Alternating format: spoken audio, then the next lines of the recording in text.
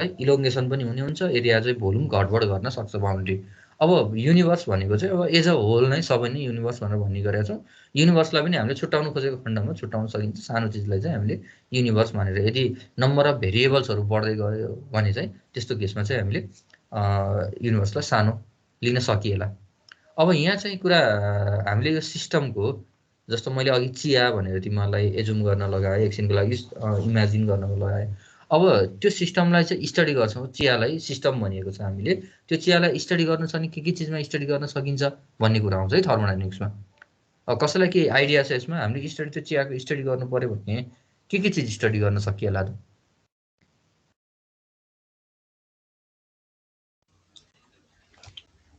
Energy transfer हुन्छ कि हैन, मास ट्रान्सफर हुन्छ कि हैन, त्यो पनि एउटा राम्रो ओपन सिस्टम क्लोज सिस्टम भनेर। एक्ज्याक्टली, यो त सिस्टमको एउटा टाइप्सहरूमा चाहिँ ओपन सिस्टम के सिस्टम हो भनेर भन्न सकियो। एक्ज्याक्टली उसले भनेको, तिमीले भनेको कुरा ठिक छ।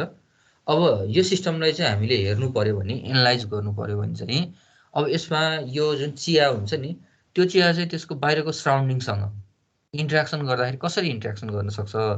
अब इन्ट्रेक्सन कुन मानेमा भन्दाखेरि यसले इनर्जी ट्रान्सफर गर्न सक्छ कि सक्दैन, मास ट्रान्सफर गर्न सक्छ कि सक्दैन भन्ने चाहिँ यी दुईवटा कन्डिसन हामीले हेर्ने गरिन्छ।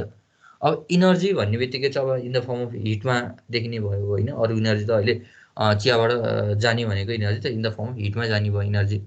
अर्को भनेको चाहिँ मास कसरी ट्रान्सफर हुन्छ त भन्दा अब त्यो जुन वाफोरेर जाँदै गर्दा त यस टु त इन द फर्म अफ स्टिममा हुन्छ अथवा भ्यापरमा हुन्छ, त्यो मास पनि ट्रान्सफर भयो भने यी दुईवटा उसमा हामीले दुईवटालाई रिफरेन्स लिएर सराउन्डिङसँग सिस्टमले इन्ट्रेक्सन गर्दाखेरि कसरी गर्छ भनेर चाहिँ हामीले यो एउटा चाहिँ मास र हिटमा गर्दाखेरि चाहिँ 3 तरिकाको हाम्रो सिस्टमहरू छ। एउटा भनेको ओपन सिस्टम, क्लोज सिस्टम र फाइनल्ली आइसोलेटेड सिस्टम भनेर 3टा सिस्टम छ हामीसँग। यो सिस्टमको टाइप्सहरू छ। अब पहिलो भनेको ओपन सिस्टम भन्ने बित्तिकै यी सबै कुराहरू छन्, अर्को पेजमा छ, मैले अहिले देखाएको छैन। ओपन सिस्टम भनेपछि ओपन, नामले नै ओपन छ भनेपछि यसमा चाहिँ के हुने भयो भन्दा मासको पनि इन्ट्रेक्सन गर्ने भयो सराउन्डिङसँग र इनर्जीको पनि इन्ट्रेक्सन गर्ने भयो। भनेपछि त्यही चियाको कपमा जस्तो भ्यापर चाहिँ निक्लेर गएर सराउन्डिङमा पनि गयो, त्यसले गर्दा मास पनि घट्दै घट्दै जाला नि त, सर्टेन मास त घट्ने भयो। अर्को भनेको इनर्जी पनि ट्रान्सफर भएर जाने भयो भने बोथ इनर्जी र मास यदि ट्रान्सफर हुन्छ सराउन्डिङमा, अझ सराउन्डिङसँग इन्ट्रेक्सन गरेर बााउन्ड्रीबाट क्रस भएर जान्छ भने चाहिँ त्यस्तोलाई हामीले ओपन सिस्टम भन्छौँ। र यदि इनर्जी मात्रै जान्छ तर मास बाहिर जाँदैन भने त्यस्तोलाई चाहिँ हामीले क्लोज सिस्टम भनेर भन्ने गर्छौँ। अब यही कुरामा ल्याउँछौँ भने अब फाइनल्ली दुईटै चिजको इन्ट्रेक्सन हुँदैन सराउन्डिङसँग भने त्यस्तोलाई चाहिँ हामीले आइसोलेटेड सिस्टम भनेर भन्ने गर्छौँ है। यहाँ क्लोज भन्दैमा चाहिँ सबै कुरा क्लोज हुँदैन। क्लोज सिस्टममा चाहिँ मास जाँदो रहेनछ, इनर्जी मात्र ट्रान्सफर हुँदो रहेछ। जस्तो कि हामीले केही कुरा गिलासमा तातो पानी राखेको छौँ, माथिबाट चाहिँ केही कचौराले हामीले त्यसको माथि प्लेटले चाहिँ ढाकिदियौँ भने त्यस्तो केसमा के हुने भयो, बाफ त बाहिर निक्लेर जान सक्ने भएन, तर के भयो, ग्लासको सर्फेसबाट हिट चाहिँ बाहिर ट्रान्सफर भएर जान सक्ने भयो। त्यस कारणले इनर्जी अथवा हिट चाहिँ ट्रान्सफर भयो, इनर्जी ट्रान्सफर भयो, तर मास चाहिँ ट्रान्सफर भएन। त्यस्तो केसलाई चाहिँ हामीले क्लोज सिस्टम भनेर भन्ने गर्छौँ। र अर्को आइसोलेटेड भनेको कम्प्लिटली दुवै नजाने भनेको, जस्तो थर्मस हुन्छ नि त, हाम्रो थर्मसहरूलाई चाहिँ हामीले आइसोलेटेड सिस्टम भनेर भन्ने गर्छौँ, किनकि त्यसबाट हिट पनि ट्रान्सफर हुँदैन, मास पनि ट्रान्सफर हुँदैन। तर प्र्याक्टिकल्ली त्यो चाहिँ भन्न मिल्दैन, किनकि कम्प्लिटली इन्सुलेटिङ हुँदैन भनेर हामीले हिट ट्रान्सफरमा पढिसकेका छौँ। अब हामीले एजुम गर्नु पर्यो, किन भन्दाखेरि कति कुराहरू कस्ता छन् भन्दाखेरि थर्मोडाइनामिक्समा हामीले धेरै कुराहरू चाहिँ एजुम्सनको आधारमा लिनुपर्ने हुन्छ र आइडियलमा छ भनेर मान्नुपर्ने हुन्छ। त्यस कारणले प्र्याक्टिकल्ली सर यो पोसिबल छैन भन्ने कुराहरू चाहिँ कति कुराहरू आउँछ बिचमा होइन, त्यो चाहिँ हामीले कति कुराहरू एजुम गर्नुपर्ने, लेटेस्ट एजुम भनेर चाहिँ एजुम गर्नुपर्ने हुन्छ। त्यस कारण त्यसमा चाहिँ होइन प्र्याक्टिकल्ली हुँदैन यो भनेर चाहिँ हामीले अहिले जानु पर्दैन है। अहिले हामी बेसिक कुरामा छौँ। यसमा चाहिँ जसरी पछि गएर प्र्याक्टिकल्ली युज गर्न सकिन्छ, कहाँ युज गर्न सकिन्छ र त्यसको चाहिँ डेभिएसन कति राख्न सकिन्छ भन्ने कुराहरू चाहिँ यीभन्दा अलि एडभान्स कोर्सहरूमा हामीले पढ्छौँ कि। त्यस कारणले अहिलेको लागि धेरै कुराहरू हामी आइडल केसमा लिएर पढ्छौँ।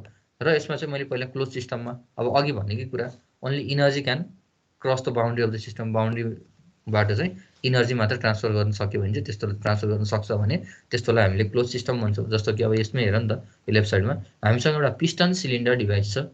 अब यो पिस्टन सिलिन्डर डिभाइस भनेको इन्जिन है, तिमीहरूले जुन बाइकको इन्जिन, गाडीको इन्जिन भन्छौ नि त, त्यसको इन्जिनमा हेऱ्यो भने एउटा सिम्पली भित्रपट्टि सिलिन्ड्रिकल सर्फेस सिलिन्डर हुन्छ, त्यसमा चाहिँ एउटा पिस्टन हुन्छ। त्यो पिस्टनको माथिपट्टिको पिस्टनको पार्ट मात्र यो देखाएको, जहाँ मैले अहिले कर्सरलाई होभर गरिरहेको छु, लेजर देखाइरहेको छु। त्यसपछि सिलिन्डरको चाहिँ क्रस सेक्सन हो। क्रस सेक्सन भनेको यसलाई काटिएको छ कि लङ्गिट्युडनली काटेर यसको एउटा मात्र भ्यू, फ्रन्ट भ्यू जसरी चाहिँ काटेर यसरी देखिएको। यो चाहिँ काटेर देखाएको, बिचबाट काटेर देखाएको भनेर याद गर। अब 2D मा त हामीले देखाउनु मिल्दैन नि अर्को तरिकाले, 3D टोटल्ली 3D नदेखाएको, 2D मात्रै देखाएको। अब यसमा चाहिँ के हुन्छ, माथिपट्टि पिस्टन चाहिँ टोटल्ली क्लोज छ र जुन इनलेट र एक्जस्टहरू छ नि, इनलेट जुनबाट फ्युल आउँथ्यो, फ्युल प्लस एयरको मिक्सचर आउँथ्यो, अर्को जहाँबाट कम्बसन भइसकेपछि निक्लिने पार्टहरू हुन्थे, हो ती अहिले छैन भनिसकेपछि अब यहाँभित्र जति पनि एयर छ, अब यहाँ अहिलेको लागि एयर नै छ भनेर एजुम गरौँ, एयर छ भने त्यो एयरको मास चाहिँ जतिको तति हुन्छ, किनकि निक्लिने ठाउँहरू छैन। तर यसमा हिट छ भने त्यो चाहिँ बाहिर ट्रान्सफर हुनसक्छ, अथवा चिसो छ भने चाहिँ बाहिरको हिट भित्र ट्रान्सफर हुनसक्छ। यो चाहिँ क्लोज सिस्टम भयो। जस्तो यतापट्टि पनि हेऱ्यो भने हामीले मानौँ एउटा कुनै क्लोज सिस्टममा यो चाहिँ मुभिङ बााउन्ड्री छ भनेको यो पिस्टन सिलिन्डर डिभाइसलाई चाहिँ हामीले मुभिङ बााउन्ड्री भनेर युज गर्छौँ। यस्तो खालको पिस्टन सिलिन्डर डिभाइसेसहरू योभन्दा पछाडि तिमीहरूले रिपिटेडली देख्न पाउँछौ है, थर्मोडाइनामिक्समा रिपिटेडली पिस्टन सिलिन्डर डिभाइस नै आइरहेको हुन्छ। यो चाहिँ हामीले क्रस सेक्सन काटेर हेरेको है। अब यसमा हामीले हिट एड गरियो भने के हुने भयो त भन्दाखेरि यसको भोल्युम इन्क्रिज मात्रै हुने भयो। त्यो चाहिँ हिट एडिसनको कारणले, हिटलाई एड गरिसकेपछि तिमीहरूलाई मैले कन्भेक्सनमा भनेको थिएँ नि त, एउटा एयरको मोलिक्युलको भोल्युम चाहिँ ठुलो हुन्छ, त्यस कारणले गर्दाखेरि यसको भोल्युम चाहिँ बढ्ने भयो नि त। यो पनि माथि माथि जाने भयो, यो पिस्टन चाहिँ माथि मुभ गर्दै जाने भयो र के हुने हो, मास जतिको तति हुने हो, भोल्युम मात्र चेन्ज हुने भयो, तर टोटल यसको इनर्जी चाहिँ यो बढेको देखियो, बाहिरदेखि भित्रतिर इनर्जी आएको देखियो। र अब कस्तो हुन्छ भन्दाखेरि हामीले यहाँभित्र भएको यो जुन क्लोज सिस्टम भनेर लेखेका छौँ नि, हो यो क्लोज सिस्टमभित्रको प्रपर्टी हेर्नु पर्यो। अब प्रपर्टी भन्नाले तिमीलाई अझै यो थर्मोडाइनामिक प्रपर्टी भनेर आउनु बाँकी छ। सिम्पली कुनै पनि एउटा सिस्टमलाई चाहिँ जनाउनु पर्यो। जस्तो यो कतिको तातो छ भनेर भन्नु पर्यो भने चाहिँ यो 80 डिग्री सेल्सियस छ भनेर भनिन्छ नि, हो त्यो चाहिँ त्यसको प्रपर्टी हो क्या। मान्छे मोटो छ पातलो छ भनिन्छ नि, हो त्यो प्रपर्टी हो। कतिको मोटो छ भन्दाखेरि भोल्युमको कुरा आयो नि त। कतिको मोटो छ भन्दाखेरि यति स्क्वायर फिट भन्ने कुरा होला, कति अग्लो छ भन्दा यति फिटको छ है, अथवा यति मिटरको छ है भनेर आउँछ नि त। हो त्यो भनेको चाहिँ थर्मोडाइनामिक प्रपर्टी रहेछ कि त्यो भोल्युमको कुरा आयो भने। अब टेम्परेचरको कुरा होला, कति डिग्रीको छ, कति तातो छ भन्दाखेरि अलि तातो छ, मनतातो छ, चिसो छ भनेर भएन नि त। 80 डिग्री सेल्सियस छ अथवा यति केल्भिन छ भनेर भन्न सक्यो भने भनिन्छ भने हो त्यो चाहिँ त्यो सिस्टमको प्रपर्टी हो। र थर्मोडाइनामिक प्रपर्टी चाहिँ एक्ज्याक्टली त्यो अब इनर्जीसँग रिलेटेडहरू चाहिँ त्यो थर्मोडाइनामिक प्रपर्टी हुन्छ है।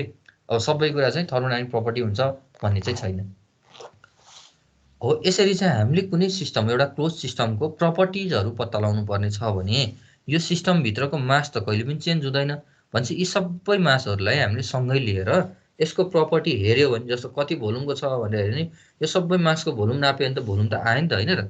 अथवा यो सबैको जहाँको पनि मैले चाहिँ यसको सर्टेन भागको मलाई टेम्परेचर नाप्नु पर्ने छ भने म सर्टेन कुनै भागमा आयो भने यसको टेम्परेचर नाप्न सकिँदो रहेछ।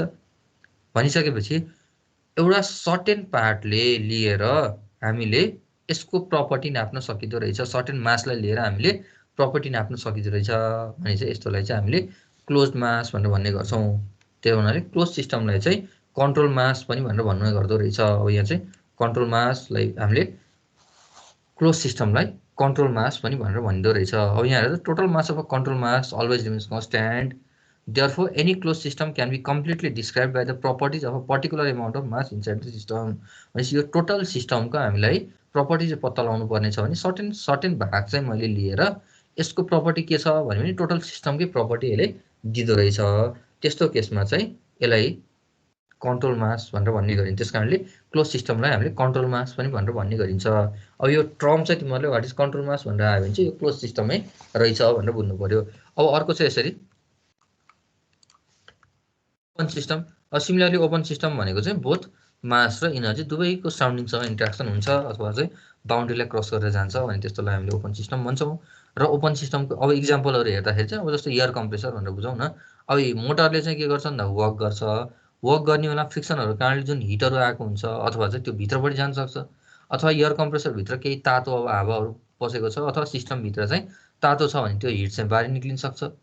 र हामीले चाहिँ यो मोटर चलाएर कम्प्रेसरबाट चाहिँ एयर जुन इन दिएको हुन्छ नि त, हो त्यो सिस्टमभित्र जान्छ र त्यसपछि बाहिर पनि निक्लिन्छ। हामीले हावा भर्ने बेलामा चाहिँ बाइकहरूमा राख्छौँ नि, त्यसले गर्दाखेरि हावा पनि निक्लिन्छ। भनेपछि यहाँबाट के भयो, एयरबाट चाहिँ मास निक्ल्यो, एयर आउट हुँदाखेरि मास निक्ल्यो, एयर इन हुँदा मास इन भयो र हिट चाहिँ भित्र पनि जान सक्दो रहेछ, बाहिर पनि निक्लिन सक्दो रहेछ। भने यस्तो चाहिँ एउटा ओपन सिस्टमको इक्जाम्पल रहेछ। अथवा हाम्रो ड्रमको पनि लिँदा हुन्छ तिमीहरूले, घरमा राख्ने ड्रम हुन्छ नि त, त्यसमा चाहिँ हामीले माथिबाट पानी राख्छौँ, तलबाट पानी तल झिक्छौँ, त्यसबाट हिट पनि बाहिर निक्लिन्छ।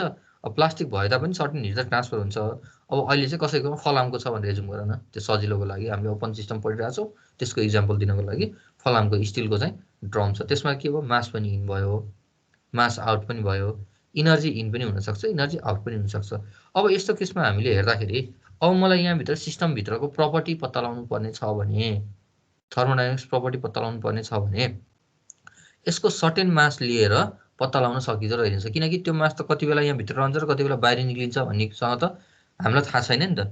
त्यस कारणले के गर्छौँ भन्दाखेरि यस्तो खालको ओपन सिस्टममा यदि हामीलाई सिस्टमको प्रपर्टी पत्ता लगाउनु पर्ने छ भने सर्टेन यसको रिजन लिन्छौँ, त त्यो रिजनभित्र चाहिँ बल्ल हामीले त्यो स्टडी गर्छौँ र बल्ल त्यो सिस्टमको प्रपर्टी यस्तो रहेछ भनेर भन्न सक्छौँ। त्यस कारणले ओपन सिस्टममा हामीले सर्टेन एउटा भोल्युम लिएर गर्छौँ, क्लोज सिस्टममा हामीले सर्टेन मास लिएर गर्थ्यौँ, त्यस कारणले उता कन्ट्रोल मास भयो, यतापट्टि हामीले सर्टेन भोल्युम लिएर गर्थ्यौँ, त्यस कारणले यो कन्ट्रोल भोल्युम भयो। जस्तो कि यहाँ यहाँ डट डट ड्यास ड्यास दिएको छ नि, यति भोल्युम लिएर गऱ्यो भने, यति भोल्युमलाई लिएर गऱ्यो भने यहाँ सिस्टमको प्रपर्टी पत्ता लाग्छ होला, त्यस कारणले यसलाई कन्ट्रोल भोल्युम पनि भनेर भन्ने गरिँदो रहेछ। अब फाइनल्ली हामीसँग आइसोलेटेड सिस्टम भयो, आइसोलेटेड सिस्टममा त अब न मास बाहिर जान्छ न इनर्जी बाहिर भित्र बाहिर गर्छ, यो कम्प्लिटली आइसोलेटेड भयो। अब त्यस्तो केसमा चाहिँ यो के हुनु पर्यो, टोटल्ली इन्सुलेटेड हुनु पर्यो र अब अर्को चाहिँ यो एक्सपान्सन हुन सक्ने पनि एउटा मिल्यो र क्लोज हुनु पर्यो, यहाँबाट चाहिँ केही बाहिर निक्लियो मिलेन। तर एक्सपान्सनले त केही फरक पर्दैन, तर यहाँभित्र हिट डेभलप अथवा हिटभित्र जान सक्दैन, एक्सपान्सन हुने सम्भावना पनि कम नै रहन्छ। त्यस कारणले अब यी तिनवटा कुरालाई समराइज गर्नु पर्दाखेरि क्लोज सिस्टममा चाहिँ मास जाँदैन, इनर्जी मात्र जान्छ, ओपन सिस्टममा दुवै जान्छ, मास र इनर्जी, र आइसोलेटेड सिस्टममा मास पनि जाँदैन, बाहिर इनर्जी पनि जाँदैन, भित्र बाहिर बााउन्ड्रीदेखि बााउन्ड्रीलाई पार गरेर जान सक्दैन, सराउन्डिङदेखि सिस्टममा अथवा सिस्टमदेखि सराउन्डिङमा। अब हामीले सिस्टमको बारेमा पढ्यो, सिस्टम भनेको के हो भनेर थाहा भयो, र सिस्टम कति तरिकाका छन् भन्ने कुरा थाहा भयो, तिनवटा तरिकाका सिस्टम छन् भनेर थाहा भयो। अब त्यो सिस्टमलाई चाहिँ हामीले कति तरिकाले चाहिँ हामीले त्यो सिस्टमलाई हेर्न मिल्दो रहेछ, कति तरिकाले त्यसलाई स्टडी गर्न मिल्दो रहेछ भन्ने कुराहरूतिर जाउँ। जनरल्ली सिस्टमको बिहेभियरलाई चाहिँ हामीले दुई तरिकाले इन्भेस्टिगेट गर्न सक्छौँ, एउटा चाहिँ माइक्रोस्कोपिक पोइन्ट अफ भ्यूबाट, अर्को म्याक्रोस्कोपिक पोइन्ट अफ भ्यूबाट। अब माइक्रोस्कोपिक र म्याक्रोस्कोपिक भन्ने बित्तिकै यो नामले नै तिमीहरूलाई माइक्रोस्कोपिक भन्ने बित्तिकै एकदम सूक्ष्म तरिकाले एकदम सानो जडैमा गएर पुरै जरामै गएर भनिसकेपछि एकदम सानोभन्दा सानो चिजमा गएर हेर्नु पर्यो। म्याक्रोस्कोपिक भनेको चाहिँ होइन धेरै सानोमा नजाउँ, एउटा बल्कमा जाउँ न त, यतिभित्र लिएर स्टडी गरौँ नि त भन्ने छ भने त्यो म्याक्रोस्कोपिक भयो, माइक्रो र म्याक्रो भने जस्तो। माइक्रोस्कोपिक भनेपछि हामी मोलिकुलर लेभलमा गएर स्टडी गर्नु पर्यो। जस्तो हामीसित त्यही चियाकै उ छ भने, चिया कपभित्र चिया छ भने त्यो चियाको हामीले स्टडी गर्नु छ भने अब के गर्न सकेला त भन्दाखेरि अब टेम्परेचर स्टडी गर्नु छ भने हामीले के गर्छौँ, एउटा मोलिकुलको गएर टेम्परेचर लिन्छौँ, अनि सबै मोलिकुलको टेम्परेचर लिन्छौँ र फाइनली त्यसलाई एभरेज गर्छौँ, त्यो गरे पनि भयो। अथवा सिम्पली बाहिरबाट एउटा थर्मोमिटर लगेर राखेर टेम्परेचर आउँछ, त्यो टेम्परेचर पनि त भयो नि त, भनेपछि हामीले थर्मोमिटर राखेर गरेर निकालेको टेम्परेचर चाहिँ म्याक्रोस्कोपिक भ्यू पोइन्ट भयो, त्यो हामीले बल्कमा हेऱ्यो र हामीले प्रत्येक मोलिकुलको इनर्जीबाट, जस्तो प्रत्येक मोलिकुलको काइनेटिक इनर्जी भनेको टेम्परेचर, त्यो टोटल हिट कन्टेन्ट भयो। अब त्यहाँबाट चाहिँ त्यसको मिनलाई चाहिँ टेम्परेचर भन्छ, अनि त्यसपछि त्यसको टेम्परेचर प्रत्येक मोलिकुलको टेम्परेचर निकालियो, त्यसलाई मिन गरियो भने अब त्यसबाट आएको टेम्परेचर पनि टोटल सिस्टमको टेम्परेचर हो। त्यसरी चाहिँ माइक्रोस्कोपिक लेभलमा गएर मोलिकुलर बिहेभियरमा हेऱ्यो भने त्यस्तोलाई चाहिँ हामी माइक्रोस्कोपिक भ्यू पोइन्ट भनेर भन्ने गर्छौँ। अब यसरी हेर्दै गर्दाखेरि माइक्रोस्कोपिक भ्यू पोइन्टमा त अब धेरै मोलिकुलहरूलाई हेऱ्यो नि त हामीले, त्यो हुनाले त्यसको नम्बर अफ भेरिएबल चाहिँ धेरै आउने भयो क्या। अब म्याक्रोस्कोपिक भ्यू पोइन्टमा त हामीले सिधै एउटा मात्रै उसलाई बल्क प्रपर्टीलाई लिएको छौँ भने त माइक्रोस्कोपिक भन्दा नम्बर अफ भेरिएबलहरू कम आउने भयो, निकाल्न सजिलो होला। अर्को यो चाहिँ स्ट्याटिस्टिकल थर्मोडाइनामिक्स रहेछ क्या। यो स्ट्याटिस्टिकल थर्मोडाइनामिक्स भनिसकेपछि यसलाई चाहिँ एकदम मोलिकुलर लेभलमा गएर हेरिसकेपछि यो स्ट्याटिस्टिकल थर्मोडाइनामिक्स भनेको साइन्टिस्टले युज गर्ने भयो, एक्ज्याक्ट कुरा निकाल्ने भयो यसबाट। तर म्याक्रोस्कोपिक चाहिँ एज अ रिफरेन्सको तरिकाले हामीले चाहिँ क्लासिकल र एप्लाइड थर्मोडाइनामिक्समा जनरली युज गर्छौँ, त्यो चाहिँ हामीले इन्जिनियरले युज गर्ने चाहिँ म्याक्रोस्कोपिक भ्यू पोइन्ट हो। र यसपछि चाहिँ है मैले यो पोइन्टभन्दा तल जानुभन्दा अगाडि एउटा कुरा तिमीहरूलाई थपेँ कि अब के हुन्छ भन्दाखेरि कति कुराहरू बुझाउनको लागि, डिटेल बुझाउनको लागि म तिमीहरूलाई चाहिँ माइक्रोस्कोपिक भ्यू पोइन्टको कुराबाट बुझाउन सक्छु है कहिले कहिले बुझाउँदाखेरि। तर तिमीहरूले त्यसलाई चाहिँ अब इन्जिनियरिङमा हामीले युज गर्ने भनेको त म्याक्रोस्कोपिक हो नि त। हामीलाई प्योर साइन्टिस्टतिर जानुपर्ने छैन, हामीलाई इक्वेसन डिराइभ गर्नुपर्ने छैन नयाँ इक्वेसन। त्यस कारणले एउटा सानो भेरिएबल फरक पर्दैमा हामीलाई फरक पर्नेवाला छैन, हामी बल्कमा हेरिरहेको छौँ। त्यस कारणले यसपछि बुझाउने खण्डमा कति कुराहरू बुझाउने खण्डमा चाहिँ बुझाउनलाई चाहिँ मोलिकुलर यो माइक्रोस्कोपिक भ्यू पोइन्टबाट सजिलो हुन्छ, मोलिकुलको कुरामा लिएर सजिलो हुन्छ बुझाउनलाई। तर के हुन्छ हामीले चाहिँ गर्ने बेला म्याक्रोस्कोपिक भ्यू पोइन्टमा गर्छौँ। तिमीहरूले चाहिँ के गर्छौ भन्दा म्याक्रोस्कोपिक र माइक्रोस्कोपिकलाई चाहिँ सँगै मिक्स चाहिँ नगर्ने है, किनकि रिजनिङको तरिकाले माइक्रोस्कोपिकबाट चाहिँ म्याक्रोस्कोपिकमा ल्याउन मिल्छ, म्याक्रोस्कोपिकको रिजनिङलाई चाहिँ माइक्रोस्कोपिकमा लाँदाखेरि अलिकति फरक पर्न सक्छ कि। त्यस कारणले बुझाउने बेलामा कुनै कुनै ठाउँमा मैले माइक्रोस्कोपिकमा बुझाए तापनि म्याक्रोस्कोपिकको लेभलमा त्यो बुझाउनको लागि चाहिँ त्यसरी गरेको हो। तिमीहरूले बल्कमा गर्नुपर्ने हो, सानोमा जाँदाखेरि यो फरक आउँछ नि सर भनेर भन्छ भने हामीले त्यो चाहिँ गर्नु पर्दैन क्या। कतिलाई के लाग्छ भन्दा म्याक्रोस्कोपिकमा गरेको कुरा माइक्रोस्कोपिकमा गलत हुन्छ, हुनसक्छ किनकि हामीले लिएको रिफरेन्स त ठाउँ फरक हुनसक्छ नि त। जस्तो कि मैले जुन टेम्परेचर नाप्नु भने भुइँमा सबभन्दा कपको बेसमा गएर नाप्नु र कपको टपमा नाप्नु नि टेम्परेचर त फरक परिहाल्छ होइन र। मोलिकुलर लेभलमा गयो भने चाहिँ त्यो एक्ज्याक्ट आइदिन्छ किनकि अन्तिममा हामीले मिन लिन्छौँ, त्यो सिस्टमको एभरेज टेम्परेचर आइदिन्छ। तर हामी बल्क प्रपर्टीमा छौँ भने बल्कमा छौँ भने हामीले माथिको टेम्परेचर नाप्नु र बेसको टेम्परेचर नाप्नु त फरक अभियसली फरक हुन्छ। तर हामी के गर्छौँ सिम्पली एकचोटि माथि राख्छौँ तल राख्छौँ भनेर राख्दैनौँ, सिम्पली थर्मोमिटरलाई कपभित्र राखेर हेर्छौँ र चियाको टेम्परेचर जति देखिन्छ त्यति नै हेर्छौँ। हो त्यस कारणले चाहिँ त्यो चाहिँ मोलिकुलरमा त फरक आउँछ नि सर भनेर चाहिँ भन्नु परेन तिमीहरूले, किनकि त्यो हो आउँछ फरक आउन सक्छ। तर के छ भन्दा हामी म्याक्रोस्कोपिक लेभलमा जाँदै गर्दाखेरि त्यस्तो धेरै डिटेललाई ध्यान दिन्नौँ है। अब यसपछि के हुन्छ नम्बर अफ भेरिएबलहरू माइक्रोस्कोपिकमा बढी छ भनेर भन्दै गर्दा त अब के हो नि भन्दा क्यालकुलेसन त गाह्रो हुन थाल्ने भयो, धेरै समय लाग्ने भयो। त्यही हामीले नम्बर अफ उसको चाहिँ प्रत्येकको मोलिकुलको टेम्परेचर निकाल्न लाग्दाखेरि बढी टाइम लाग्ने भयो। माइक्रोस्कोपिकमा आउँदै गर्दाखेरि चाहिँ सिधै आउने भयो नि त, त्यही भएर रिलेटिभली यो सजिलो र छिटो हुँदो रहेछ। जस्तो कि तिमीहरूलाई इक्जाम्पल हेर्नुपर्दा अहिले मैले चियाको कप भनेर भनिरहेको थिएँ, चिया राखेको कप। अब यहाँ चाहिँ कस्तो छ हामीले हामीले एउटा रुमको भोल्युम निकाल्नु छ भने माइक्रोस्कोपिकमा टोटल यहाँभित्र भएको एयरहरूको मोलिक्युल छ नि, प्रत्येक एयरको मोलिक्युल कतिवटा छ भनेर गन्ने र एउटा एयरको मोलिक्युलको भोल्युम निकालेर इन्टु नम्बर अफ मोलिक्युलले गऱ्यो भने त यो रुमको भोल्युम आउँछ। अथवा चाहिँ हामीले वालको डाइमेन्सन नापेर यल इन्टु बी इन्टु एच गरे पनि आउँदो रहेछ भनिसकेपछि हामीले बल्कमा चाहिँ के गर्छौँ नम्बर अफ मोलिक्युलहरू नापेनौँ, सिधै हामीले रुमको डाइमेन्सन नापेर यल इन्टु बी इन्टु एच गरेर भोल्युम निकालियो, हाम्रो यो म्याथमेटिक्सको फर्मुला लगाइयो। र यतापट्टि चाहिँ माइक्रोस्कोपीमा के गर्यो भन्दा प्रत्येक यो एउटा मोलिक्युलको भोल्युम लियो र त्यसपछि नम्बर अफ मोलिक्युल कतिवटा छ भनेर गर्न थाल्यो। त्यसपछि नम्बर अफ मोलिक्युलले एउटाको भोल्युमसँग मल्टिप्लाई गरेर टोटल भोल्युम निकाल्यो। अब दुवैबाट आउँछ, इक्वल आउन पनि सक्छ अथवा थोरै फरक आउन पनि सक्छ। अब यल इन्टु बी इन्टु एचमा चाहिँ हाम्रो प्रिसिजनको कुरा हुन्छ, हामीले एक्ज्याक्ट प्रिसिजनमा काम गर्न नसकेला किनकि एमएमभन्दा तलपट्टि हामी जान सकिन्न अहिले हामीले नाप्नको लागि। त्योभन्दा तलपट्टि गर्दाखेरि चाहिँ यसले फरक देखाइदिन सक्ला, त्यति मात्रै हुनसक्छ है। तर डेभिएसन थोरै मात्रै हुन्छ, फरक पर्दैन। हामी चाहिँ आजदेखि यसभन्दा पछाडिका जति पनि कुराहरू छन् नि सबै म्याक्रोस्कोपिक भ्यू पोइन्टमा गएर गर्छौँ है। त्यो चाहिँ मैले अहिले तिमीहरूलाई रिपिट गरेर भनिरहेको छु, म्याक्रोस्कोपिक भ्यू पोइन्टमा गएर गरिरहन्छौँ। ल यति भएपछि हामीले सिस्टमलाई चाहिँ कसरी हेर्न सकिँदो रहेछ भनेर हेऱ्यो र त्यसमा चाहिँ हामीले अहिलेको लागि चाहिँ हामीले बल्क प्रोपर्टीमा गएर हेर्छौँ। त्यो भनेको चाहिँ म्याक्रोस्कोपिक भ्यू पोइन्टमा गएर हामीले सिस्टमलाई स्टडी गर्छौँ। अब सिस्टमलाई हामीले अघि जुन भनेको थिएँ नि मैले, सिस्टमलाई स्टडी गर्नको लागि हामीले सिस्टमलाई चाहिँ स्टडी गर्ने र त्यो चाहिँ कति तातो छ भनेर भन्नु पऱ्यो नि, हामीलाई टेम्परेचर चाहियो नि कति डिग्री छ यति डिग्री छ भनेर भन्न सक्नु पऱ्यो।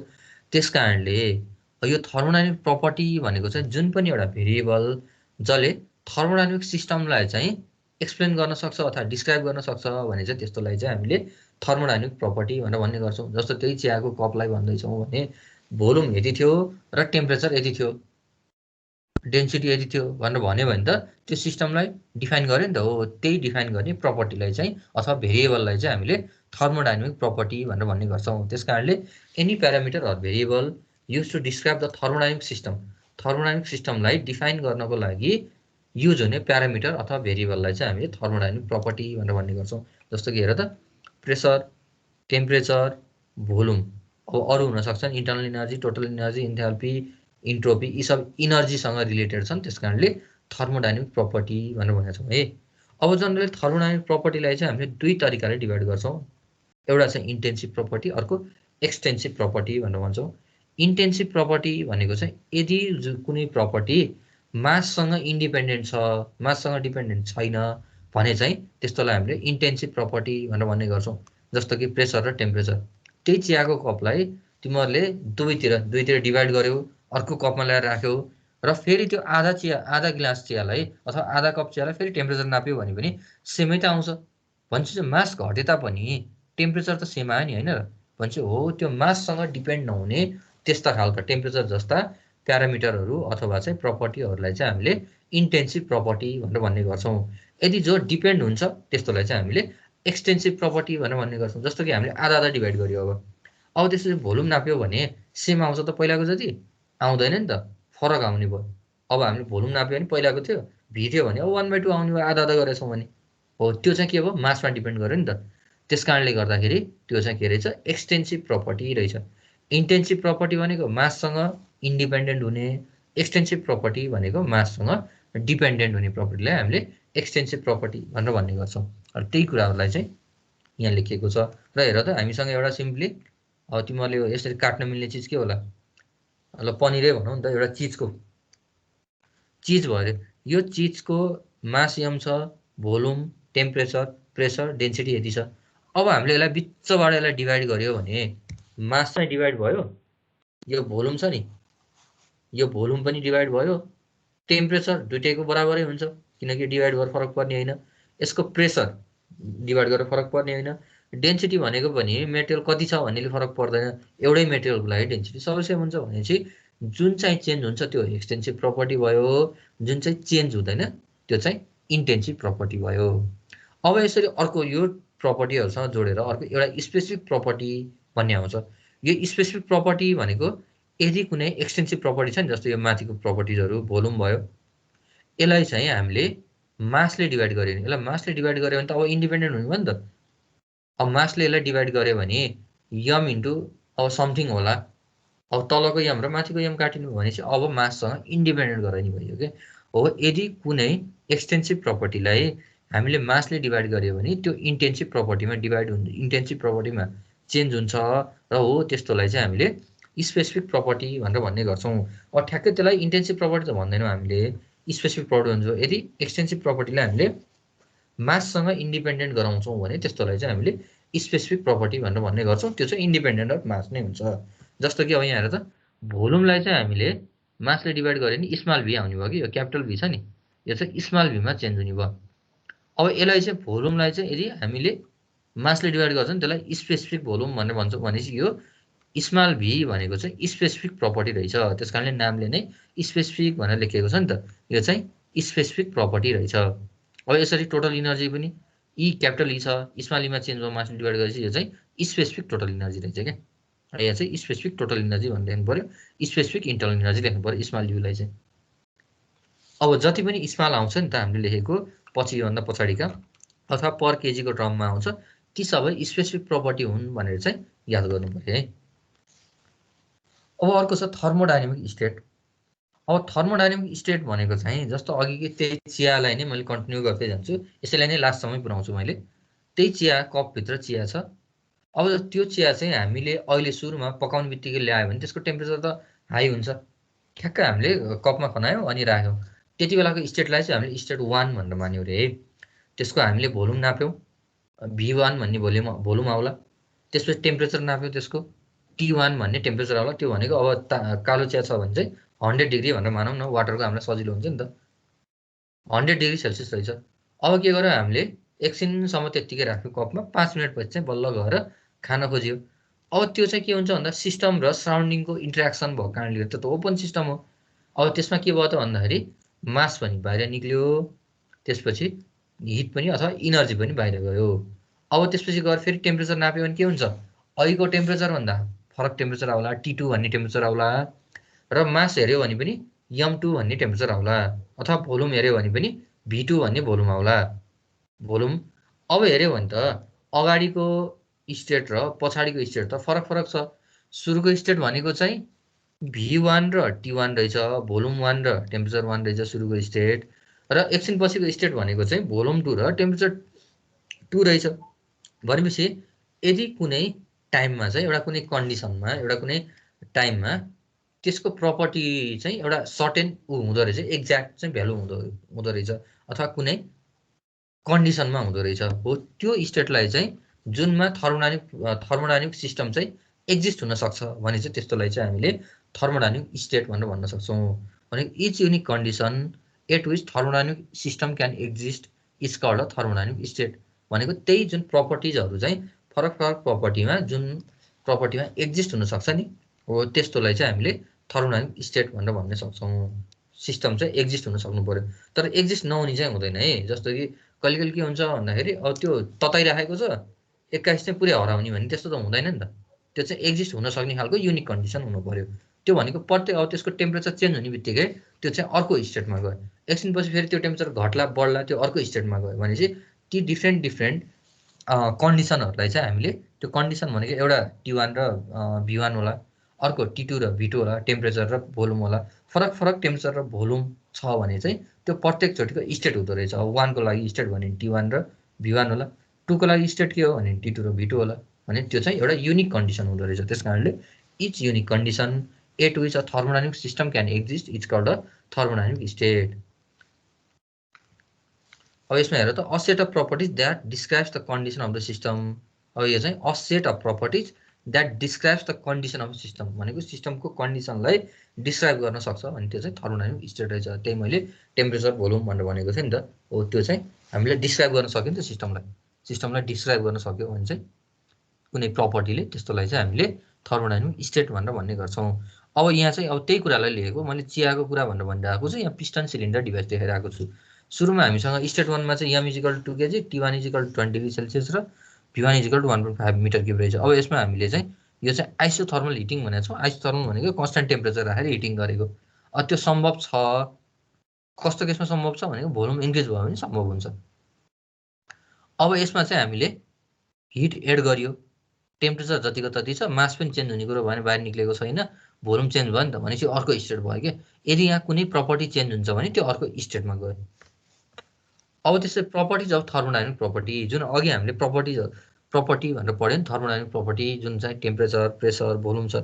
त्यसको प्रपर्टी चाहिँ के हो भनेर चाहिँ प्रपर्टिज अफ थर्मोडाइनामिक प्रपर्टी भनेर यसलाई 2 पोइन्ट रुल पनि भनेर भनिरहेको हुन्छौँ हामीले a variable is a property if and only if भनेर चाहिँ एउटा कुनै भेरिएबल चाहिँ प्रपर्टी हुन्छ इफ एन्ड ओन्ली इफ भनेको दुइटै हुनु पर्यो भनेर भन्नु खोज्छ if and only if it has a single value at each equilibrium state भनेको चाहिँ यो इक्विलिब्रियम स्टेटमा अहिलेको लागि इक्विलिब्रियम हटाइदियो एकैछिनको लागि किनकि इक्विलिब्रियम स्टेट भनेको कस्तो हो भन्दा इक्विलिब्रियम प्रोसेस भनेको के हो भनेर हामीले पढ्न बाँकी छ यसपछि पढ्छौँ it has a single value at each equilibrium state भनेको चाहिँ एउटा कुनै इक्विलिब्रियम स्टेटमा अथवा एउटा कुनै स्टेटमा यसको सिंगल भ्यालु हुनुपर्छ जस्तो कि यो 1 भन्ने स्टेटमा जुन हामीले चियालाई कपभित्र राख्यौँ भने त्यो एउटा स्टेट 1 मा भयो अब त्यो स्टेट 1 मा चाहिँ कति बेला 15 डिग्री सेल्सियस कति बेला 100 डिग्री सेल्सियस त्यसरी हुनु भएन थर्मोडाइनामिक प्रपर्टीको थर्मोडाइनामिक प्रपर्टी छ भने त्यसको भ्यालु चाहिँ एउटा स्टेटमा फरक हुनु भएन एउटै इन्स्ट्यान्टमा चाहिँ फरक हुनु भएन जस्तो भोल्युम चाहिँ फ्लक्चुएट भइरहने टेम्परेचर फ्लक्चुएट भइरहने त्यो चाहिँ हुनु भएन अर्को भनेको a change in its value between any two prescribed state is independent of path भनेको a change in its value between any two prescribed state भनेको चाहिँ 1 देखि 2 मा जाँदैछ भने यो चाहिँ प्रिस्क्राइब्ड स्टेट 2 भन्ने चाहिँ स्टेटमा पुग्दैछ जसरी पनि 2 भन्ने स्टेटमा पुग्दैछ जस्तो कि हामीले सुरुमा चियाको राख्ने बित्तिकै नाप्यो एउटा 5 मिनटपछि नाप्यो भने 5 मिनटपछिको टेम्परेचर भोल्युमहरू त फरक आउँछ नि त हो त्यो टेम्परेचर भोल्युम भनेको स्टेटलाई मैले 2 भन्ने स्टेट लिएको छु भने त्यो 1 देखि 2 मा जाँदै गर्दाखेरि जुन पाथ फलो गरे पनि जस्तो कि कुनैमा चाहिँ हामीले फुफु गरेर चिसाइयो कुनैमा चाहिँ यतिकै राखेर चिसाइयो अर्कोमा चाहिँ हामीले बाहिरबाट चाहिँ ब्लोअरै ल्याएर फ्यान लगाएर चिसाइयो भने त्यसको पाथहरू त फरक हो नि त जस्तो हामीलाई तिमीहरू घरदेखि थाप्थली जाँदैछौ भने थाप्थलीमा हुनुपर्ने कन्डिसन एउटै नै हुनु पर्यो फरक हुनु भएन घरमा हुनुपर्ने कन्डिसन प्रपर्टी एउटै हुनु पर्यो र जाँदाखेरि जुन बाटो गए तापनि त्यहाँ आउनुपर्ने कन्डिसन एउटै हुनु पर्यो जस्तो कि तिमीहरूलाई घरबाट 50 रुपियाँ दिएर गएको छ थाप्थलीमा पुग्दाखेरि 15 रुपियाँ भाडा तिरेर जान्छौ नि भने थाप्थलीमा पुग्दा 35 रुपियाँ होला अरे त्यो पैसा चाहिँ जुन बाटो गयो भने चेन्ज हुनु पर्दैन भनेर बुझाएको है एउटा चाहिँ त्यो चाहिँ फरक हुनु भएन घरमा आउँदा 50 रुपियाँ छ थाप्थलीमा जाँदाखेरि 35 रुपियाँ हुनु पर्यो त्यो चाहिँ पैसा चेन्ज भयो भने त्यो चाहिँ थर्मोडाइनामिक प्रपर्टी भएन। बुझ्यो नि है भन्न खोजेको? त्यो भनेको पाथले डिटरमाइन गर्नु भएन। जति नै लामो पाथ गए पनि त्यो चाहिँ एउटै भ्यालु आउनु पर्यो फाइनल स्टेटमा। हो त्यति भयो भने मात्रै यो चाहिँ थर्मोडाइनामिक प्रपर्टी हुन्छ। र हो यही दुईटा प्रपर्टी चाहिँ यसलाई टु प्रपर्टी रुल पनि भनेर भन्ने गर्छौँ है। अब यसपछि हामीसित यो चाहिँ यसबाट मैले तिमीहरूलाई स्टेट फङ्सन र पाथ फङ्सन भनेर बुझाउनु खोजेको यो। अब यो के हुन्छ भन्दा मैले सिधै डेफिनेसन लेखाउनु भन्दा तिमीहरूलाई जनरली यो डिफ्रेन्स बिट्विनमा आउने कारणले गर्दा मैले डिफ्रेन्स बिट्विनमा नै लेखेको, तिमीहरूलाई नोट टाइपको होला भनेर। अब जनरली स्टेट फङ्सन भने के भन्दाखेरि यदि कुनै प्रपर्टी अथवा भेरिएबल इन्ड स्टेटमा मात्रै डिपेन्ड गर्छ भने त्यस्तोलाई चाहिँ हामीले स्टेट फङ्सन अथवा पोइन्ट फङ्सन भनेर भन्ने गर्छौँ। जस्तो कि यहाँ हेर त 1 देखि 2 जाँदै गर्दा यो 2 को इन्ड स्टेट 2 मा पुग्ने हो, म थाप्तली क्याम्पस पुग्ने हो, त्यस कारणले मेरो 15 रुपियाँभन्दा खर्च हुँदैन। जसरी मेरो त्यहाँ पुग्दा 35 हुन्छ भनेपछि हो त्यो चाहिँ के रहेछ, त्यो थर्मोडाइनामिक प्रपर्टी रहेछ भनेर चाहिँ हामीले यो उ गरेको है। यो उस्तै उस्तै हुन्छ भनेर चाहिँ त्यो हुनाले जुन भेरिएबल जो चाहिँ इन्ड स्टेटमा मात्र डिपेन्ड गर्छ, जुन पाथ फलो गरे पनि फरक आउँदैन भने त्यस्तोलाई चाहिँ स्टेट फङ्सन अथवा पोइन्ट फङ्सन भनेर भन्ने गर्छौँ। र अर्को पाथ फङ्सन भनेर भन्ने चाहिँ यदि हामीले पाथ फरक जाँदाखेरि त्यो भेरिएबलको भ्यालु चाहिँ फरक पर्छ भने इन्ड स्टेटमा त्यस्तोलाई चाहिँ हामीले पाथ फङ्सन भन्ने गर्छौँ। त्यो हुनाले those variable which depend not only on end state but also on the path are called path function. त्यो हुनाले एउटा पाथ जाँदाखेरि हेर त, ए भन्ने पाथमा जाँदाखेरि फरक भ्यालु हुनुपर्ने या टेम्परेचर, बी भन्ने पाथमा जाँदा फरक भ्यालु हुने र सी भन्ने पाथमा जाँदा फरक भ्यालु हुने भने त्यो चाहिँ पाथ फङ्सन रहेछ। जस्तो कि हामीले अघि भने जुन चियालाई चिसाउने भने नि, फु गर्दाखेरि चाहिँ टेम्परेचर फरक आइदिने, अनि त्यसलाई चाहिँ फ्यान लगाउँदाखेरि टेम्परेचर फरक आइदिने, यत्तिकै छोड्दाखेरि फरक आइदिने भने त्यो चाहिँ के रहेछ, पाथ फङ्सन रहेछ। अनि यो चाहिँ के सबै थर्मोडाइनामिक प्रपर्टी हुँदो रहेछन्। स्टेट फङ्सन अथवा पोइन्ट फङ्सन चाहिँ सबै थर्मोडाइनामिक प्रपर्टी नै हुँदो रहेछन्। यो पाथ फङ्सन चाहिँ थर्मोडाइनामिक प्रपर्टी नहुँदो रहेछ। अनि यो चाहिँ एक्ज्याक्ट डिफ्रेन्सियल हुन्छ डिभी। अब यो एक्ज्याक्ट डिफ्रेन्सियल भनेको चाहिँ अब integration from V1 to V2 गरेर जुन हामीले उसमा गऱ्यो नि हिट ट्रान्सफरमा, जस्तो त्यसमा चाहिँ T1 to T2 भएको कारणले गर्दा हामीले T1 to T2 भनेर राखेको। जस्तो 1 to 2 भनेर जुन हामीले भेरिएबल राख्यो भने, जस्तो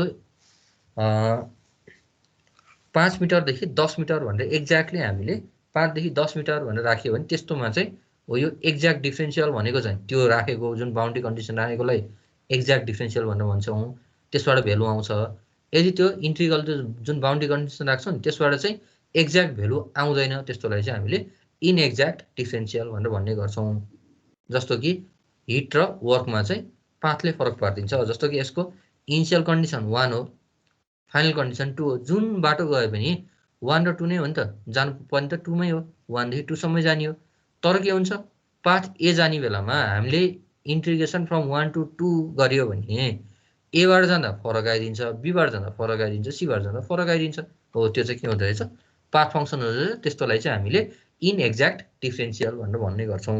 जुनमा चाहिँ हामीले बाउन्ड्री कन्डिसन राखेर पनि एक्ज्याक्ट आउँदैन, त्यस्तोलाई चाहिँ हामीले इनएक्ज्याक्ट भन्छौँ। बाउन्ड्री कन्डिसन राखेर एक्ज्याक्ट भेल्यु आउँछ भने त्यस्तोलाई हामीले एक्ज्याक्ट डिफ्रेन्सियल भनेर भन्ने गर्छौँ।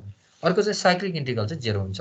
यसको भनेको यो माथिबाट हेरौँ नि त, 1 देखि 2 सम्म गयो, 2 देखि फर्केर 1 सम्म गयो आयो भने त 1 देखि 2 सम्म पोजिटिभ होला, 2 देखि 1 सम्म त्यसैको नेगेटिभ त हुने हो नि। त्यस कारणले गर्दा यसको एक्ज्याक्ट इन्टिग्रल भनेको चाहिँ के अरे साइक्लिक इन्टिग्रल चाहिँ 0 हुन्छ स्टेट अथवा पोइन्ट फङ्सनको। तर पाथ फङ्सनको के हुँदो रहेछ भन्दाखेरि साइक्लिक इन्टिग्रल 0 नहुँदो रहेछ। यो चाहिँ माथिबाट पनि देखाउन सकिन्छ। जस्तो जाँदा एबाट गयो, फर्किँदा सीबाट फर्क्यो भने अब हामीलाई एरिया बिलो द कर्भ भनेको यो वर्क डन हो क्या।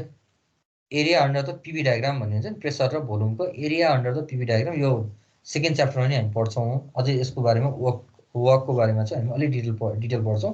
त्यसमा चाहिँ के हुन्छ भन्दा area under the PV curve भनेको चाहिँ वर्क डन हुन्छ क्या। जस्तो यहाँ चाहिँ 1 देखि 2 सम्मको वर्क डन कति हुन्छ भनेर निकाल्नु पऱ्यो भने ए भन्ने पाथको हामीसँग इक्वेसन छ भने त्यो इक्वेसनलाई 1 देखि 2 सम्म हामीले इन्टिग्रेसन गरेर एरिया बिलो द कर्भ निकाल्न सकिन्छ।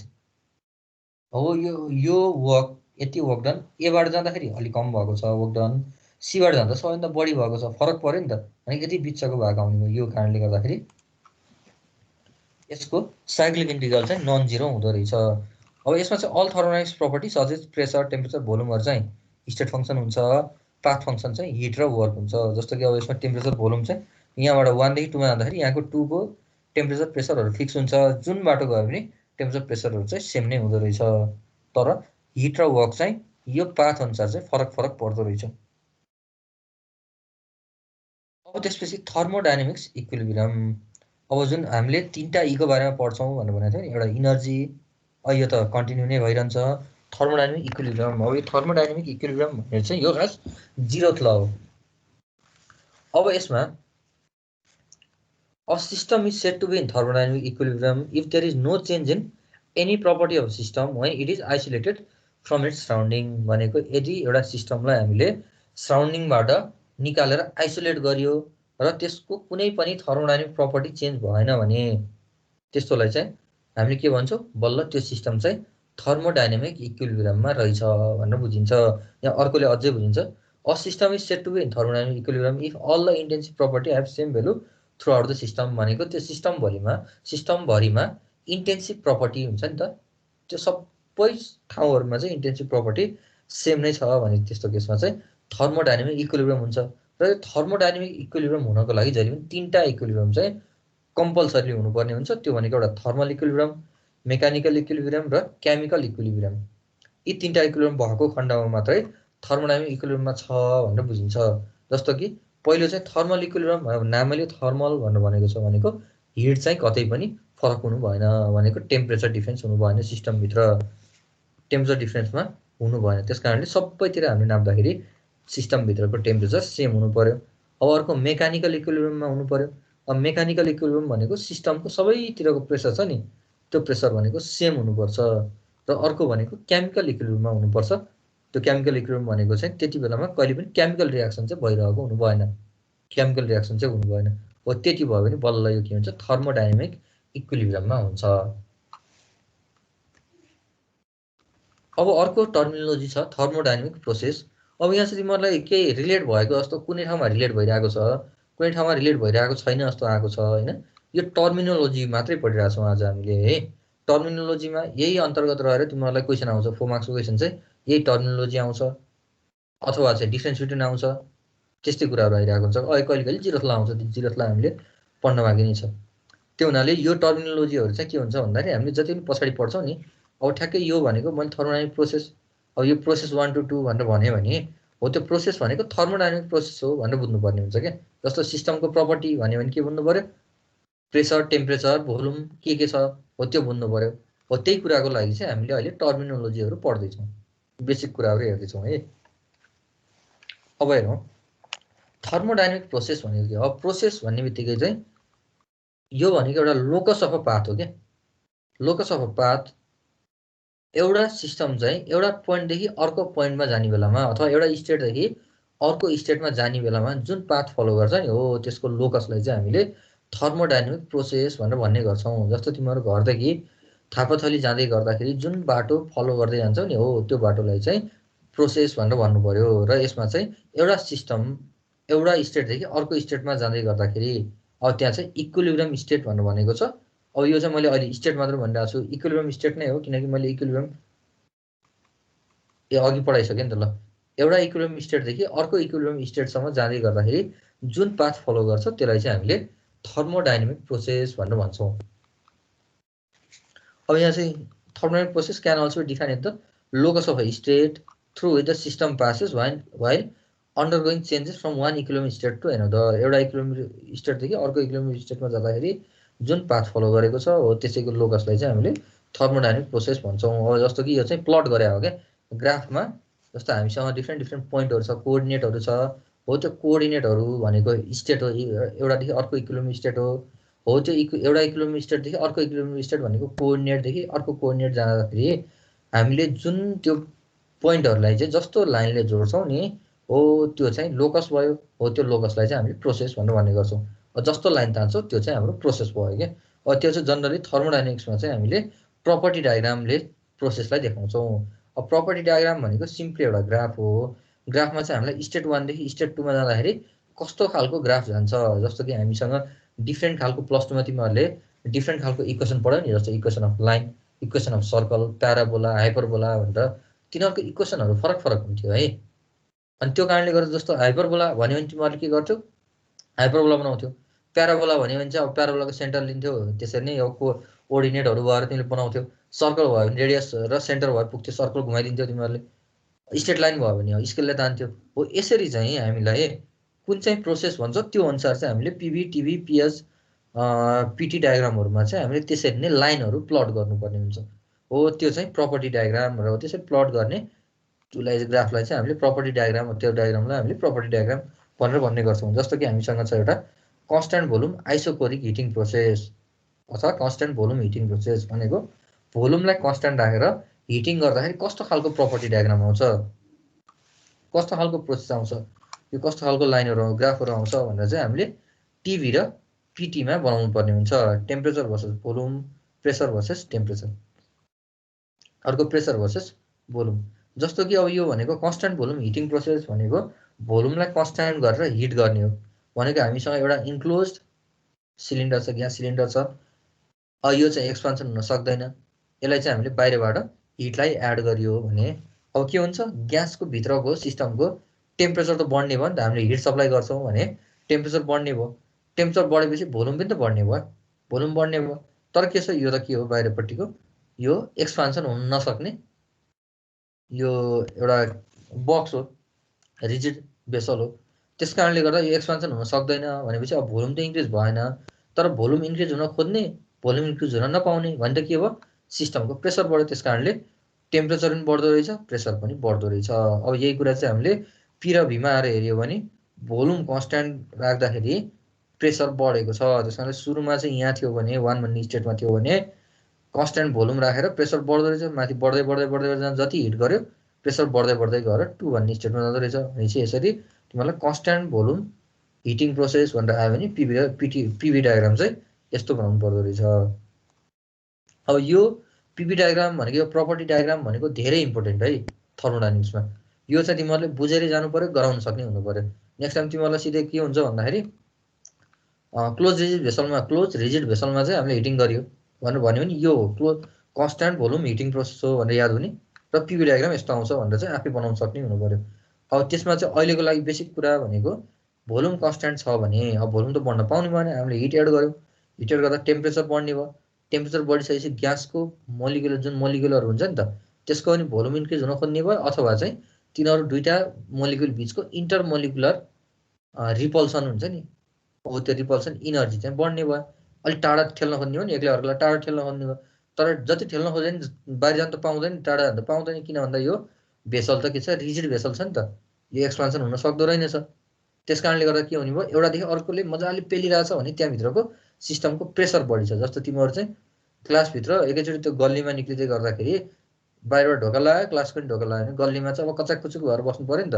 एउटालाई अर्कोलाई धकेलिरहेछ भने के भयो, त्यहाँभित्रको प्रेसर बढ्यो भनेर बुझ्यो। हो त्यसरी चाहिँ प्रेसर बढ्दो रहेछ, भोल्युम कन्स्ट्यान्ट हुँदो रहेछ। अब दोस्रोमा टिभीमा हेरौँ, अब हामीलाई के थाहा छ, यहाँ त टेम्परेचर बढ्ने छ, भोल्युम त कन्स्ट्यान्ट छ। त्यस कारणले 1 देखि 2 सम्म जाँदै गर्दाखेरि टेम्परेचर बढ्दै बढ्दै गयो, भोल्युम जतिको तति छ। र फाइनल्ली प्रेसर र टेम्परेचर हेऱ्यो भने प्रेसर र टेम्परेचर दुइटै बढ्ने छ नि त, प्रेसर पनि बढायो टेम्परेचर पनि बढायो, इन्क्लाइन स्ट्रेट लाइन आउँदो रहेछ। अब अर्को छ हामीसँग constant pressure heating process. Constant pressure heating प्रोसेसमा चाहिँ प्रेसरलाई कन्स्ट्यान्ट राखेर हिटिङ गर्ने भनेको कस्तो हुन्छ भन्दाखेरि हामीसँग कन्स्ट्यान्ट प्रेसर हिटिङ प्रोसेसमा चाहिँ त्यो पिस्टन सिलिन्डर डिभाइस जसको पिस्टन चाहिँ मुभेबल छ, अनि यो पिस्टनको मास चाहिँ वेटलेसनेस छ क्या, एकदम मास चाहिँ एकदम नियरली टेन्स टु 0 छ भनिसकेपछि यो माथिपट्टिको मासले तलपट्टि प्रेसर लगाइरहेको रहेनछ क्या। अब के हुन्छ, हामीले बाहिरबाट हिट एड गरियो, हिट एड गरिसकेपछि सिस्टमको टेम्परेचर बढ्ने भयो, हिट एड गरिसकेपछि त्यसपछि प्रेसर बढ्न खोज्छ अथवा भोल्युम बढ्ने भयो। भोल्युम बढ्न खोज्छ, प्रेसर त्यो दुईटा मोलिकुलर एउटा जुन रिपल्सन हुन्छ नि, मोलिकुलर रिपल्सन हुने बित्तिकै त एउटादेखि अर्को मोलिकुल टाढा जान सक्यो भने भोल्युम इन्क्रिज भयो, सकेन भने प्रेसर इन्क्रिज हुनु पर्यो। अब के भयो, टाढा गएर जति बेलासम्म प्रेसर बराबर हुनसक्छ नि त पहिलाको जति इनिसियल कन्डिसनमा त्यहाँसम्म पुग्ने भयो। त्यसले गर्दाखेरि मोलिकुल त अलिक टाढा गयो, त्यसले गर्दा भोल्युम इन्क्रिज भयो, यो पिस्टन माथि सर्दै सर्दै गयो भनेपछि भोल्युम इन्क्रिज हुँदो रहेछ। यो पिस्टन माथि सरेपछि चाहिँ प्रेसर जतिको तति हुँदो रहेछ कि इनिसियल प्रेसरसँग बराबर हुँदो रहेछ। जस्तो त्यो बेलुन फुके जस्तो कि दुईटा बेलुन चप्केर बसिरहेको छ, पहिला सानो छ, दुवैतिरको बेलुनलाई फुक्दियो, चप्केर बस्यो भने के हुन्छ, अलिअलि टाढा आफै साइजहरू इन्क्रिज हुँदै जान्छ, तर एउटाले अर्कोलाई चाहिँ ठेल्न सक्ने भएन किनकि ओपन स्पेसमा छ। मानौँ त्यो चाहिँ ठ्याक्क दुईटा बलुनलाई चाहिँ हामीले दुईटा हातले चाहिँ समातिरहेको छौँ दुईतिरबाट, अनि फुकियो भने के हुन्छ, हातमा त प्रेसर आउनु सुरु गर्छ भनेपछि अब त्यो दुईटा बेलुन बिचमा धकेला धकेल सुरु भयो, तर हात चाहिँ हामीले टाढा लगेनौँ भने के भयो, त्यहाँभित्रको सिस्टमको प्रेसर बढ्यो। त्यो भनेको अहिलेको कन्डिसन भयो।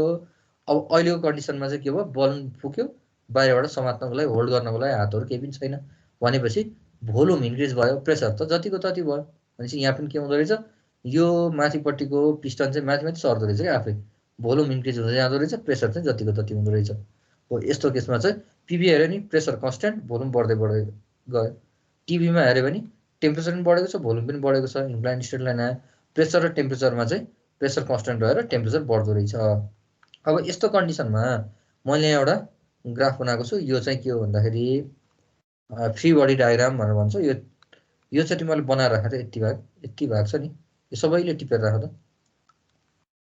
यहाँ चाहिँ के गरेको छ भन्दाखेरि यसलाई फ्री बडी डायग्राम भन्छौँ। यो पिस्टन छ नि, हो यो पिस्टनलाई यहाँ ल्याएर राखेको, अनि त्यसपछि तलबाट लाग्ने फोर्सहरू के को भनेको यो यहाँभित्रको ग्यासको प्रेसर लाग्छ, ग्यासको फोर्स लाग्ने हो त्यो ग्यासको फोर्स भनेको प्रेसर इन्टु एरिया हो नि त। प्रेसर भनेको फोर्स अपन एरिया हो, त्यस कारणले फोर्स भनेको पी ग्यास इन्टु एरिया भयो। तलपट्टि ग्यासले दिने प्रेसर, तलबाट पिस्टनलाई ठेल्ने भनेको चाहिँ ग्यासको प्रेसरले मात्रै हो, त्यस कारणले पी ग्यास इन्टु एरिया भयो। त्यसै माथिबाट ठेल्ने भने के एउटा वेट अफ पिस्टनले हो, अहिलेको लागि 0 छ के भने डब्लुपी लेख, डब्लुपी इक्वल 0 लेख्दा हुन्छ। अर्को भनेको माथिबाट दिने भने एटमोस्फेरिक प्रेसरले माथिबाट तल धकेल्न खोज्छ, किनकि एटमोस्फेरिक प्रेसर पनि छ नि, हो यसले चाहिँ पिएटिएम इन्टु ए। यति गर्दाखेरि यसलाई अब हामीले के गर्यो, इक्वेट गर्यो। यो चाहिँ सस्पेन्डेड हुनको लागि एक ठाउँमा यत्तिकै सस्पेन्ड हुनको लागि तलबाट लगाउने फोर्स र माथिबाट लगाउने फोर्स भनेको बराबर हुनुपर्छ। त्यस कारणले पी ग्यास इन्टु एरिया भनेको पिस्टनको एरिया है, पिस्टनको सर्फेस एरिया। यो पिस्टन के हो, सिलिन्ड्रिकल छ भनेको पाई आर स्क्वायर हुने भयो नि त, एरिया भनेको सर्कलको एरिया। त्यो P gas into area is equal to P ATM into A plus WP हुन्छ। एरियालाई यति लाँदा पिएटिएम प्लस डब्लुपी अपन ए हुन्छ। यो चाहिँ टिपेर राख सबैले, न्युमेरिकलमा बहुत काम लाग्ने चिजहरू।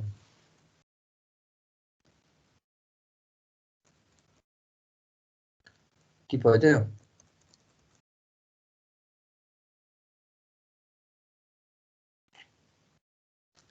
म अर्कोमा गएँ त।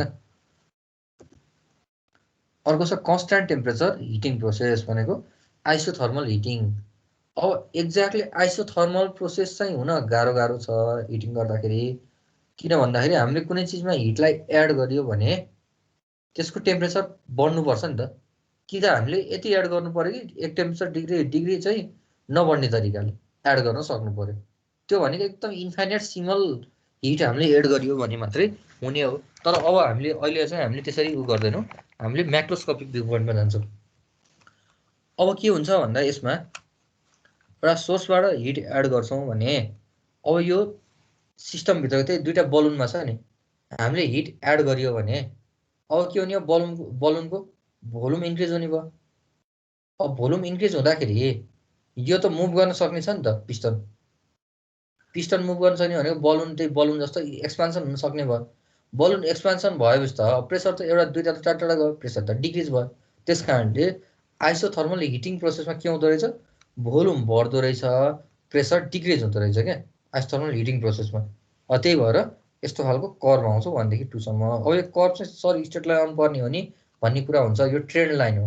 ट्रेन्ड लाइन भनेको यो हामीले चाहिँ स्ट्रेट हुन्छ भनेर बनाएको होइन कि, यसको पोइन्टहरू सबै एक्सपेरिमेन्टली निकालेर यसको लोकस यस्तो हुन्छ भनेर पत्ता लगाइसकेपछि हामीले यो ट्रेन्ड लाइन तान्ने गरे हो। त्यस कारणले यो चाहिँ यस्तो कर्भ नै आउँछ है।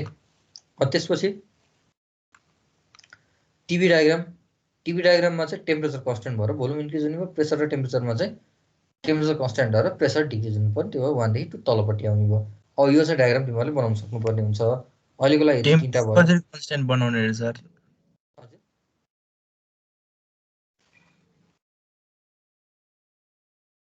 तिम्रो क्वेसन अलिक सुनिनँ मैले। टेम्परेचर के कन्स्टेन्ट कसरी बनाउन पोसिबल भन्नुभयो? अब यस्तो हुन्छ, हामीले इन्फाइनाइटसम्म एकदम थोरै मात्रै हिट हामीले अब गरियो भने र भोल्युमलाई बढाइयो भने, हिट दिएर भोल्युम बढाइयो भने त्यस्तो केसमा चाहिँ टेम्परेचर कन्स्ट्यान्ट रहे जस्तो हुन्छ। अब यहाँ चाहिँ कस्तो भन्दा एक्ज्याक्टली यो चाहिँ हुँदैन। अब के भन्दा हामी आइडल केसमा छौँ। अब यो आइसोथर्मल प्रोसेस भनेको के हो भन्दा कन्स्ट्यान्ट टेम्परेचर प्रोसेस हो। हिट एड गरे पनि अथवा हिट लस गरे पनि के हुन्छ, टेम्परेचर चाहिँ घट्ने भएन। अब त्यस्तो कन्डिसन भनेको चाहिँ त्यो प्रेसर घट्यो भने चाहिँ त्यस्तो केसमा चाहिँ भोल्युम बढ्दै गर्दाखेरि प्रेसर घट्यो भने त्यस्तो केसमा हाम्रो टेम्परेचर कन्स्ट्यान्ट रहन्छ। त्यही कुरालाई चाहिँ हामीले यसैलाई नै लिएर यो ग्राफ बनाएको। अर्को छ रिभर्सिबल र इरिभर्सिबल प्रोसेस। अब रिभर्सिबल प्रोसेस भनेको चाहिँ एउटा पोइन्टदेखि हामी अर्को पोइन्टमा गइयो, 2 भन्ने स्टेटमा गइयो, फेरि फर्केर 1 भन्ने स्टेटमा आइयो, एक्ज्याक्टली 1 भन्ने स्टेटमा आइयो भने त्यो त रिभर्स आउन सक्यो नि हामी, अनि त्यस्तोलाई चाहिँ हामी रिभर्सिबल प्रोसेस भन्यो। र यो रिभर्सिबल प्रोसेसमा बिचका यो इक्विलिब्रियम स्टेटहरू हुन्छ नि, बिचको एबिसिडी भनेको चाहिँ यो इन्टरमिडिएट स्टेटहरू हो। यो इन्टरमिडिएट स्टेटहरूलाई चाहिँ हामीले यदि प्रपर्टी डायग्राममा देखाउन सकिन्छ। जस्तो म आफ्नो घरदेखि छापथली क्याम्पस गइरहेको छु भने जुन बिचका स्टप्सहरू हुँदै म जान्छु, फर्केर आउँदा पनि त्यही नै स्टप्स हुँदै फर्केर आउँछु भने चाहिँ त्यो चाहिँ रिभर्सिबल भयो। जाँदाखेरि एउटा स्टप्स हुँदै गयो, फर्किँदा अर्को स्टप्स हुँदै आयो भने त्यो चाहिँ इरिभर्सिबल प्रोसेस भयो। र त्यो जुन हामी जाँदै गर्दाखेरि जुन बिचका इन्टरमिडिएट स्टेटहरू इक्विलिब्रियम स्टेटहरू छ नि, हो त्यो इन्टरमिडिएट स्टेटहरूलाई एक्ज्याक्टली त्यही स्टेटहरूलाई हामीले देखाउन सक्यो भने चाहिँ प्रपर्टी डायग्राममा, त्यस्तोलाई चाहिँ हामीले रिभर्सिबल प्रोसेस भनेर भन्ने गर्छौँ। अब यसलाई चाहिँ ठ्याक्कै भन्नुपर्दा any process which passes through a series of equilibrium state such that each intermediate state can be located on a property diagram is called reversible process. भनेको अब यो खास के हो भन्दाखेरि रिभर्सिबल प्रोसेसमा सानो स्टेटमा पनि के हुन्छ, यो फरक पर्नु हुँदैन। जस्तो तिमीहरूले हुक्स ल भनेर चाहिँ एउटा त्यो इलोङ्गेसनको गर्थ्यौ तिमीहरूले +2मा, यो प्र्याक्टिकलै गर्थ्यौ। त्यसमा के हुन्थ्यो भन्दा एउटा सानो डायमिटरको तारलाई मेटालिक वायर हुन्थ्यो, त्यो वायरलाई चाहिँ सस्पेन्ड गर्छ, झुन्डाउँथ्यो माथिदेखि, त्यो माथि क्ल्याम्प गरेर हुन्थ्यो। त्यसमा तिमीहरूले 1 किलोको वेट थप्छौ, कति इलोङ्गेसन भयो भनेर नाप्थ्यो, त्यसै 2 केजी थप्थ्यो, कति इलोङ्गेसन भयो भनेर नाप्थ्यो, अनि त्यहाँ टिपिरहन्थ्यो क्या इलोङ्गेसन भएको, 3 केजी 4 केजी 5 केजी 6 केजी गर्दै गर्थ्यो। त्यसपछि फेरि घटाउँदै आउँथ्यो, घटाउँदै आउँदा फेरि कति घट्यो, त्यो कति माथि आयो तार भनेर फेरि नाप्दै जान्थ्यो। अब तिमीहरूले 5 केजी राख्दाखेरि थप्दै जाँदा र घटाउँदै जाँदै गर्दाखेरि एउटै पोइन्टमा आयो भने त्यसलाई चाहिँ हामीले रिभर्सिबल भनियो। पोइन्ट एउटै पोइन्टमा नआएर त्यसको पोइन्ट चेन्ज भयो, त्यसको लेन्थ चेन्ज भयो भने त्यस्तोलाई चाहिँ हामीले इरिभर्सिबल प्रोसेस भनेर भन्ने गरियो।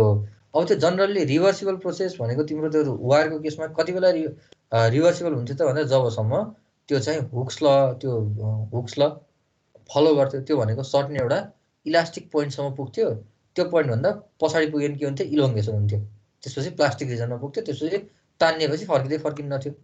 अब के हुन्छ, त्यति रिजनसम्म गयो भने चाहिँ फर्केर फेरि इनिसियल कन्डिसनमा आउँथ्यो, त्योभन्दा बाहिर गयो भने फेरि इनिसियल कन्डिसनमा आउँदैन थियो। भनेपछि इनिसियल कन्डिसनमा आउने केसलाई हामीले रिभर्सिबल प्रोसेस भन्छौँ। त्यस्तोमा हेर त, यहाँ चाहिँ हामीले के गरेको छौँ भन्दा सिस्टममा चाहिँ हामीले इन्फाइनाइट सिमल वेट छ नि त, एउटा डेल्टा एम भन्ने अथवा डेल्टा डब्लु भन्ने वेटलाई चाहिँ थप्यो। एउटा थप्दा पहिलाको जतिको तति जस्तो हुन्छ, फेरि अर्को थप्दै थप्दै थप्दै गयो, यो एबिसिडी भन्ने स्टेट हुँदै फाइनल्ली 2 भन्ने स्टेटमा पुग्यो। फेरि हामीले एउटा झिक्छौँ, फर्केर डी भन्नेमा आयो, फेरि सी भन्नेमा आयो, गर्दा गर्दै 1 भन्नेमा आयो, फर्केर आयो नि यो रिभर्सिबल भयो। इरिभर्सिबल केसमा हामीसँग सिङ्गल ब्लक छ, यसको इन्टरमिडिएट स्टेटहरू पनि देखाउन सकेन, झ्याप्प झिक्यो 1 भन्ने स्टेटमा आयो, यसलाई फेरि माथिबाट थप्यो 2 भन्ने स्टेटमा गयो। भनेपछि बिचको यसको इन्टरमिडिएट स्टेटहरू पनि केही देखाउन सकिएन, तर यो फर्केर एक्ज्याक्टली इनिसियल स्टेटमा पनि आउन सकेन भने यस्तोलाई चाहिँ हामीले इरिभर्सिबल प्रोसेस भनेर भन्ने गर्छौँ। अब त्यही कुरालाई any processes which passes through a series of intermediate state which cannot be defined or cannot be located on a property diagram is called irreversible process। यो भनेको हामीले जुन इन्टरमिडिएट स्टेटको छ नि त, हो त्यसकोबाट लियो। अर्को चाहिँ the process which cannot return both the system and surrounding to their original condition. भनेको सिस्टम र सराउन्डिङ बोथलाई चाहिँ इनिसियल कन्डिसनमा ल्याउन सक्दैन भने त्यो इरिभर्सिबल भयो। हामीले चाहिँ यो थर्मोडाइनामिक तरिकाले भनियो। अब यो चाहिँ the process once having takes, यो जनरली रिभर्स चाहिँ हुँदैन। अब यहाँ चाहिँ के हुन्छ भन्दाखेरि सिस्टम र सराउन्डिङमा इनिसियल कन्डिसनमा ल्याउन सकिन्छ कि सकिन्न भन्ने कुरा हुन्छ। जनरली हाम्रो के हुन्छ भन्दाखेरि रिभर्सिबल हुने पनि इन्टरनल्ली कि एक्सटर्नल्ली रिभर्सिबल भन्ने हुन्छ। हामीसँग सिस्टम र सराउन्डिङ दुइटा छ। यदि सिस्टम इनिसियल कन्डिसनमा आउने, सराउन्डिङ चाहिँ इनिसियल कन्डिसनमा नआउने हो भने त्यस्तोलाई इन्टरनल्ली रिभर्सिबल भनेर भनिन्छ। यदि सराउन्डिङ चाहिँ इनिसियल कन्डिसनमा आउने, सिस्टम चाहिँ इनिसियल कन्डिसनमा नआउने भने एक्सटर्नल्ली रिभर्सिबल भनेर भन्ने गरिन्छ। ती कुराहरू चाहिँ तिमीहरूले बुकमा यसो हेर्दा हुन्छ, त्यो त्यति धेरै त उ छैन। हामीलाई यहाँ चाहिँ रिभर्सिबल र इरिभर्सिबल भनेको के हो भन्ने कुराहरू जान्नुपर्ने थियो। अब त्यसपछि आयो अर्को साइक्लिक प्रोसेस। साइक्लिक प्रोसेस भनेको चाहिँ सिरिज अफ प्रोसेसबाट पास हुने र फेरि फाइनल्ली इनिसियल स्टेटमै आएर प्रोसेस सकिने भने त्यस्तोलाई चाहिँ हामीले साइक्लिक प्रोसेस भनेर भन्ने गर्छौँ। जस्तो कि a process is said to be a cyclic process if the initial state of the system is restored by a number of different process in series. भनेको डिफ्रेन्ट प्रोसेसेसहरू भएको छ र फाइनल्ली इनिसियल स्टेट भएर रिस्टोर्ड हुन्छ, आएर restored हुन्छ भने त्यस्तोलाई हामीले साइक्लिक प्रोसेस भनेर भन्ने गर्छौँ। यी सबै अहिलेसम्म पढाएको सबै डेफिनेसन हुन् है। अब कहिले कहिले के हुन्छ 2 मार्क्समा डेफिनेसन आइन्छ, फिगर बनाउनु डेफिनेसन लेखिदिने। अब यसपछि स्पेसिफिक भोल्युम भनेको, अब स्पेसिफिक भोल्युम भन्ने बित्तिकै अघि हामीले स्पेसिफिक प्रपर्टी भनेर पढ्यौँ। अब क्यापिटल भोल्युमलाई चाहिँ मासले डिभाइड गर्यो भने यो स्पेसिफिक भोल्युम हुन्छ, जहिले पनि भोल्युम पर युनिट मास, हामी per unit metre cube per KG भनेर हामी यो चाहिँ स्पेसिफिक भोल्युम हो भनेर बुझ्नु पऱ्यो। अब प्रेसर भनेको यो डिफाइन बाई यताउति चाहिँ मतिर लागेन, तिमीहरूले यो चाहिँ याद गर्नुपर्ने कुरा 1 bar is equal to 100 kilo pascal is equal 10 to the power 5 pascal. अर्को 1 ATM भनेको 101.325 किलो पास्कल, त्यो भनेको 1.01325 × 10 to the power 5 पास्कल हुन्छ। यो दुईटा पोइन्ट चाहिँ याद राख्नु पर्यो है, यो न्युमेरिकल गर्ने बेलामा कन्भर्जन गर्नको लागि काम लाग्छ। अब त्यसपछि आउँछ अब प्रेसरहरू चाहिँ 3टा तरिकाको प्रेसर हुन्छ। एउटा चाहिँ एटमोस्फेरिक प्रेसर। अब एटमोस्फेरिक प्रेसर भनेको हामीले एटमोस्फेयरको pressure exerted by ambient air on any surface, यसलाई चाहिँ हामी एटमोस्फेरिक प्रेसर भन्छौँ। जस्तो कि अहिले वालमा अथवा भुइँमा लगाइरहेको प्रेसर भनेको एम्बिएन्ट एयरले लगाइरहेको प्रेसर चाहिँ एटमोस्फेरिक प्रेसर हो। त्यो भनेको हामीले जनरली मर्करी कलम अथवा ब्यारोमिटरमा चाहिँ यस्तो यु खालको ब्यारोमिटर हुन्छ नि, त्यसमा मर्करी कलम हुन्छ, अथवा चाहिँ सिम्पली एउटा रो हुन्छ, त्यसमा मर्करी हुन्छ, कति माथि जान्छ त्यही अनुसार प्रेसर यति छ भनेर चाहिँ हामीले रो जी जेड गरेर, जेड भनेको मर्करी कति माथि पुग्यो हो त्यसले चाहिँ हामीले एटमोस्फेरिक प्रेसर निकाल्न सकिन्छ। त्यो पिएटिएम भनेको रो जी जेड ब्यारोमिटर है, जेड भनेको रो जी एच भनेर तिमीहरूले पढ्यो होला। अब एच नभन्न हामीले जेड भन्ने गर्छौँ, किनकि एच भन्ने टर्म अरूमा पनि आइरहेको हुन्छ, त्यस कारणले गर्दा। अब यहाँ चाहिँ एच भनेको इन्थाल्पी हुन्छ कि थर्मोडाइनामिक्समा। अब हामीलाई हाइटभन्दा पनि इन्थाल्पी हाम्रो लागि इनर्जी भन्छ, त्यो इम्पोर्टेन्ट हो। त्यस कारणले हामीले एच भनेर हाइट भनेर एच लेख्दैनौँ, त्यसलाई जेडले रिप्रेजेन्ट गर्छौँ है। अब यसपछि गज प्रेसर भन्ने हुन्छ। अब गज प्रेसर भनेको एउटा कुनै सिस्टमको pressure with reference to atmospheric प्रेसरमा नापियो भने त्यसलाई चाहिँ गज प्रेसर भनेर भन्ने गरिन्छ। जस्तो एउटा सिस्टमको हामीसित एउटा कन्फाइन्ड स्पेस छ, त्यो भित्रको गज प्रेसर 5 बार छ अथवा 5 समथिङ पास्कल छ भनेर भन्छ भने त्यो एटमोस्फेरिक प्रेसरको रिफरेन्समा त्यो सिस्टमको प्रेसर हामीले नापेको हो। यो जनरली म्यानोमिटरले नापिन्छ। जस्तो म्यानोमिटर भनेको युट्युब म्यानोमिटर तिमीलाई थाहा छ नि, युट्युब म्यानोमिटर, त्यसमा के हुन्छ यु टाइपको ट्युब राखेको हुन्छ, त्यसमा पानी राखेको हुन्छ। अब सिस्टममा त्यो छिरायो भने त्यो पानी कतिको डिस्प्लेस गर्छ, तल माथि कति लिएर जान्छ, कति डिस्प्लेस गर्न सक्छ हो, त्यसको पानीको हाइटको डिफ्रेन्स हेरेर पहिला सुरुमा बराबर हुन्छ युमा, हाइट चाहिँ दुइटैको एउटै हाइटमा हुन्छ। पछि हामीले सिस्टमभित्र छिराइसकेपछि जुन सिस्टममा युट्युब म्यानोमिटर छिराएको छ त्यो चाहिँ तल पुगिदिन्छ हो, त्यसको हाइटको डिफ्रेन्सले। त्यो गर्दा रो जी जेड म्यानो गरेर चाहिँ हामीले यो चाहिँ गज प्रेसर निकाल्न सकिन्छ। अर्को हुन्छ अब्सोल्युट प्रेसर। यो भनेको पर्फेक्ट भ्याकुमको रिफरेन्समा हामीले सिस्टमको प्रेसर नापियो भने यसलाई चाहिँ अब्सोल्युट प्रेसर भनेर भन्ने गरिन्छ। अब त्यही कुरा चाहिँ मैले यहाँ डायग्राममा देखाएको हो। अब यो रातो भनेको चाहिँ एटमोस्फेरिक प्रेसर भयो, निलो भनेको अब्सोल्युट प्रेसर भयो। अब अब्सोल्युट प्रेसर यो सिस्टमको अब्सोल्युट प्रेसर हो, त्यस कारणले यो एटमोस्फेरिक प्रेसरदेखि यो निलो प्रेसरसम्मको उसलाई चाहिँ गज प्रेसर भनेर भन्ने गरिन्छ, सिस्टमको प्रेसरसम्मलाई। अब यो चाहिँ के हो भन्दा, यदि कहिले कहिले कस्तो हुन्छ भन्दा जनरली यहाँ हेर त, अब अब्सोल्युट प्रेसर भनेको यहाँ atmospheric pressure plus gauge pressure छ। अब्सोल्युट प्रेसर अफ सिस्टम भनेको atmospheric pressure plus gauge pressure हुन्छ। त्यो गर्दा गज प्रेसर भनेको absolute pressure minus atmospheric pressure. अब यो तिमीहरूले दुईटा मध्ये जुन चाहिँ याद गरे पनि हुन्छ। अब कहिले कहिले के हुन्छ भन्दा एटमोस्फेरिक प्रेसर भन्दा सिस्टमको प्रेसर कम हुन्छ, त्यस्तो केसमा हामीले भ्याकुम गज भनेर भन्ने गर्छौँ। त्यस्तोलाई नेगेटिभ प्रेसर आयो भने चाहिँ त्यसलाई हामीले भ्याकुम गज भनेर भन्ने गर्छौँ। यो के हुन्छ त क्वेसनमा कहिले कहिले भ्याकुम गज कति छ तल गयो भन्छ, त्यस्तोमा कन्फ्युजन हुने होइन। भ्याकुम गज भन्ने बित्तिकै सिस्टमको प्रेसर नेगेटिभमा रहेछ भनेर बुझ्ने, अथवा कहिले कहिले भ्याकुम प्रेसर भ्याकुम गज इज यति भनेर भनिदिन्छ। त्यो भनेको भ्याकुम गज यति छ भनेर भन्यो भने 5 छ भनेर भन्यो भने त्यो 5 भनेको हामीले पी गज इज इक्वल टु -5 भनेर लेख्नुपर्छ भनेर याद गर्ने। टेम्परेचरको यो +2 मा पढेको कुरा हो, कन्भर्जनहरू म यतातिर लागिनँ। अब हामीलाई अहिले चाहिने भनेको इक्वलिटी अफ टेम्परेचर। अब इक्वलिटी अफ टेम्परेचर कति बेला त हुन्छ भन्दा दुईटा बडी कति बेला इक्वल टेम्परेचरमा हुन्छ भने जब दुईटा बडीलाई हामीले टचमा ल्यायौँ र दुईटा बडीको प्रपर्टिजमा केही पनि चेन्जेस आएन भने त्यस्तो बेला हामीले के भन्न सक्यो त भन्दा दुईटाको बडीको टेम्परेचर सेम छ भनेर भन्न सकिन्छ। जस्तो कि हामीले पानी समात्ने बेलामा चिसो पनि फिल भएन, तातो पनि फिल भएन भने त के हो, पानीबाट न हिट मतिर आएको छ न मबाट हिट पानीतिर गएको छ भने त्यति बेलामा के रहेछ, मेरो र पानीको टेम्परेचर बराबर रहेछ भने यहाँ चाहिँ इक्वलिटी अफ टेम्परेचरले त्यही भन्छ। Two system are said to have equal temperature if there is no change in any property of both the system when they are brought in contact with each other भनेको दुइटै सिस्टमको प्रपर्टीमा केही पनि changes आएन यदि टचमा ल्याउँदा भने त्यस्तो बेलामा चाहिँ इक्वल टेम्परेचर हुँदो रहेछ। अब यही केसमा चाहिँ जिरोथ ल अफ थर्मोडाइनामिक्समा अब यो तिमीहरूले +2 मै पढेको कुरा हो, त्यो हुनाले धेरै डिटेलमा चाहिँ म जान्न, एक्सप्लेन कति कुराहरू तिमीहरूले पनि गरेर लेख्न सक्छौ। अब बेसिक कुरामा चाहिँ यदि दुईटा बडी ए र बी भन्ने बडी सेपरेटली सी भन्ने बडीसँग थर्मल इक्विलिब्रियममा छ भने ए र बी भन्ने बडी पनि थर्मल इक्विलिब्रियममा हुन्छ भनेर चाहिँ जिरोथ ल अफ थर्मोडाइनामिक्सले भन्छ। अब त्यो चाहिँ तिमीहरूले के गर्नु पर्यो, कहिले कहिले के हुन्छ जिरोथ ल अफ थर्मोडाइनामिक्स भनेर 4 मार्क्समा आउँछ र सरले जम्मा यति मात्र पढाउनु भएको थियो भनेर भन्छौ क्या। अब तिमीहरूले के गर्नु पर्यो, फिगर गराएर चाहिँ let us consider 3 different body of body A B C, अनि त्यति बेलामा चाहिँ ए र सीको टेम्परेचर एउटै छ, सी र बीको टेम्परेचर एउटै छ भने ए र बीलाई गर्दा पनि टेम्परेचर त यति नै देखिन्छ भने टेम्परेचरहरू लेखेर स्पेसिफिक भएर तिमीहरूले लेख्न सक्छौ, यसलाई लामो प्याराग्राफ बनाएर लेख्न सक्छौ। यो भनेको चाहिँ तिमीहरूले +2 मै सिकेर आएको कुरा भयो, त्यस कारणले यस्तोमा चाहिँ धेरैजना गएर टाइम लस गर्नेतिर मन नलागेको मात्रै हो। ल यति भइसकेपछि फर्स्ट च्याप्टरमा भएको थ्योरी कुराहरू भनेको सिम्पली टर्मिनोलोजीहरूको डेफिनेसनहरूको बारेमा हामीले सबै पढियो। त्यसबाट आउने टेन्टेटिभ डिफ्रेन्स बिट्विनको बारेमा पनि मैले 2टा डिफ्रेन्स बिट्विन यहीँ लेखाएको छु, त्यही सम्बन्धितमा रहेर तिमीहरूले ओल्ड क्वेसनहरू पनि हेर।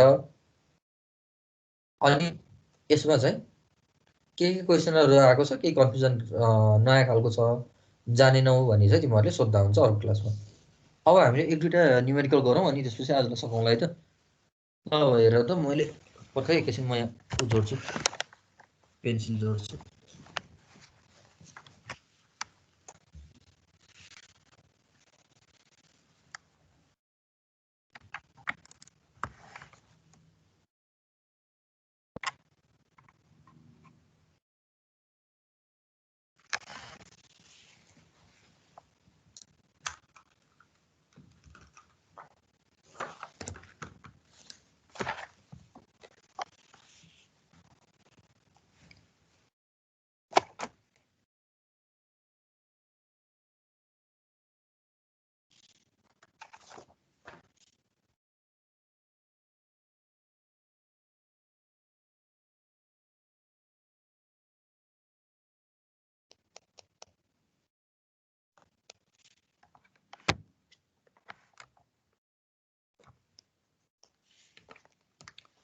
एकैछिन वेट गर है, पेनले काम गरिरहेन।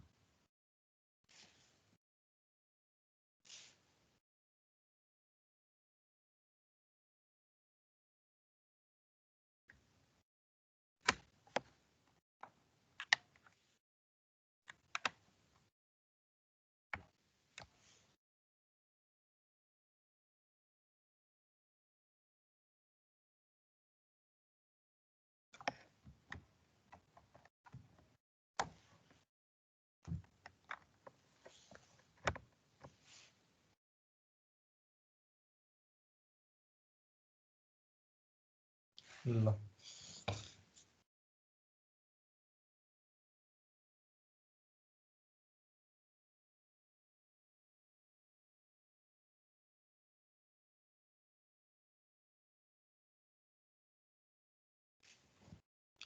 न्युमेरिकलको स्लाइड देखिएको छ है। देखेको छ। ल ठिक छ। ल हेर त हामीलाई अब यो खालको यो च्याप्टरमा कस्तो खालको क्वेसन छ भन्दा एक्ज्याक्टली अगाडिको थ्योरीसँग रिलेट हुने खालको धेरै छैन, हल्का हल्का कुराबाटहरू मात्रै रिलेट हुन्छ।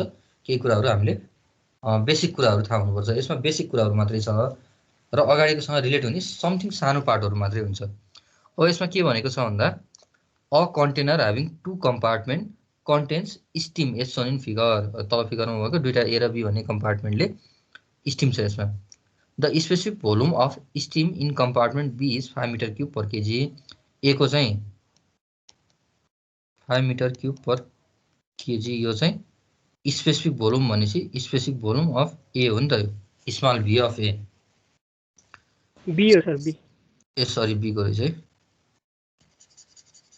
द स्पेसिफिक भोल्युम अफ, यो छोडिदियो भित्रको। The specific volume of steam in compartment B is 5 metre cube per KG. The membrane breaks and the resulting specific volume is 8 metre cube per KG. अब break भइसकेपछि चाहिँ ए र बीको mix भएर 8 metre cube per KG भयो भने find the original specific volume of steam in compartment A. एमा भएको original specific volume पत्ता लगाउनु पऱ्यो भने हामीले भी ए इज इक्वल टु वाट भनेर पत्ता लगाउनु पर्ने हो। अब हामीलाई के कुराहरू छ त्यो लेखौँ र यसपछि है हामीलाई के दिएको छ भन्दाखेरि भोल्युम अफ कम्पार्टमेन्ट ए, यसलाई चाहिँ VA भनेर लेखौँ। यो भनेको 15 मिटर क्युब। अब फेरि यसरी नै VB volume of compartment B is equal to 5 metre cube. अनि त्यसपछि specific volume of compartment B, VB is equal to 5 metre cube per KG. त्यसपछि रिजल्टेन्ट स्पेसिफिक भोल्युम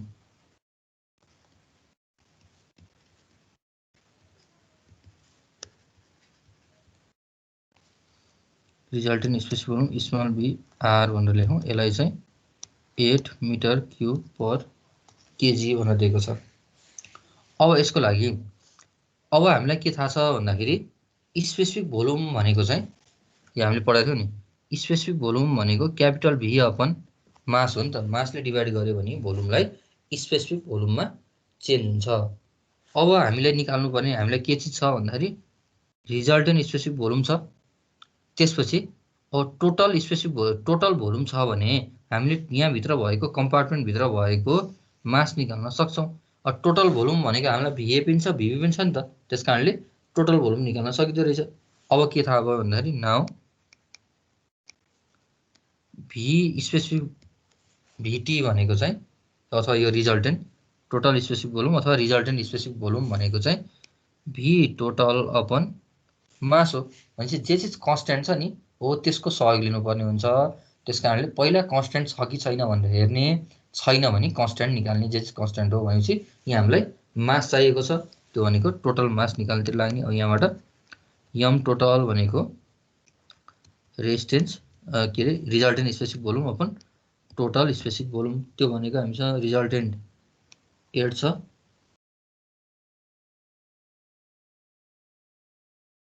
उल्टो भयो क्या, उल्टो भयो। M T is equal to VT upon VR हुने भयो। यहाँबाट VT भनेको हामीसँग 15 प्लस 5 अपन VR भनेको हामीलाई 8 छ। ल कति आयो 20/8 कति हुन्छ 20/8 काट्यो 4 10 5 2.5 2.5 केजी आयो। अब यति भएपछि हामीलाई एउटाको ऊ आयो नि त, टोटलको चाहिँ 2.5 केजी छ। अब निकाल्नु पर्ने त हामीलाई स्पेसिफिक भोल्युम अफ ए हो निकाल्नु पर्ने। अब ए निकाल्नको लागि हामीलाई मास चाहियो किनकि VA पनि छ हामीसँग।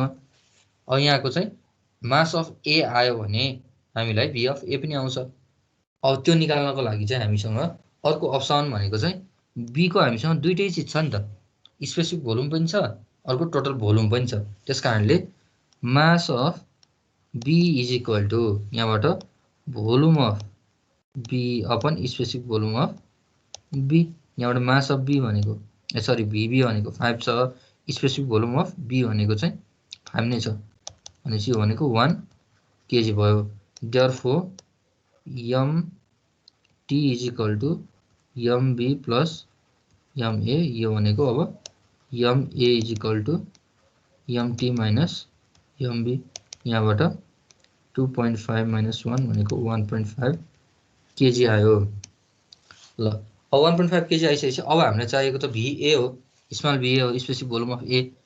Therefore specific volume of A भनेको volume of A upon mass of A, यहाँबाट भी अफ ए भनेको 15 छ अपन मास अफ ए भनेको 1.5 भनेको 15 10 आयो क्युब पर केजी।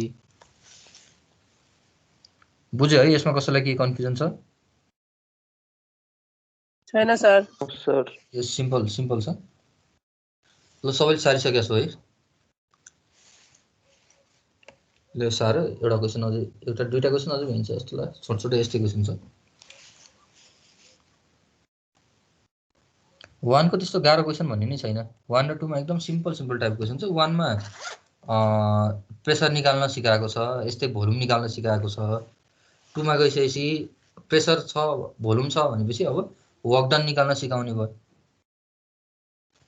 अनि 3 मा गइसकेपछि फेरि त्यही कुराहरू वर्क डन र प्रेसर भोल्युमहरू निकाल्न टेबल हेरेर सिकाएको छ। 4 मा गइसकेपछि त्यसमा अलिकति केही कुराहरू थप्छ। 5 मा गएपछि केही कुराहरू थप्छ के, त्यत्तिकै थपिँदै एउटादेखि अर्को रिलेट हुँदै गइरहेको छ।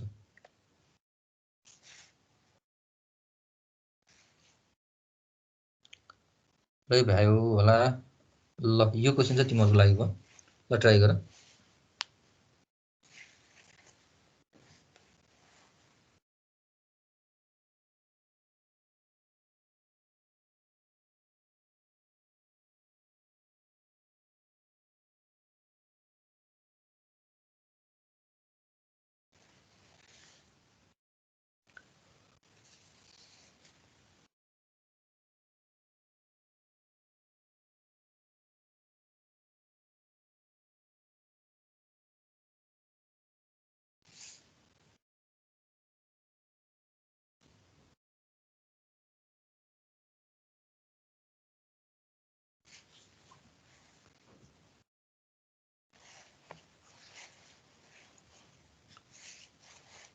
अनि सिआरले के अरे बुधबार चाहिँ क्लास लिन मिल्ने छ बिहान 14 देखि।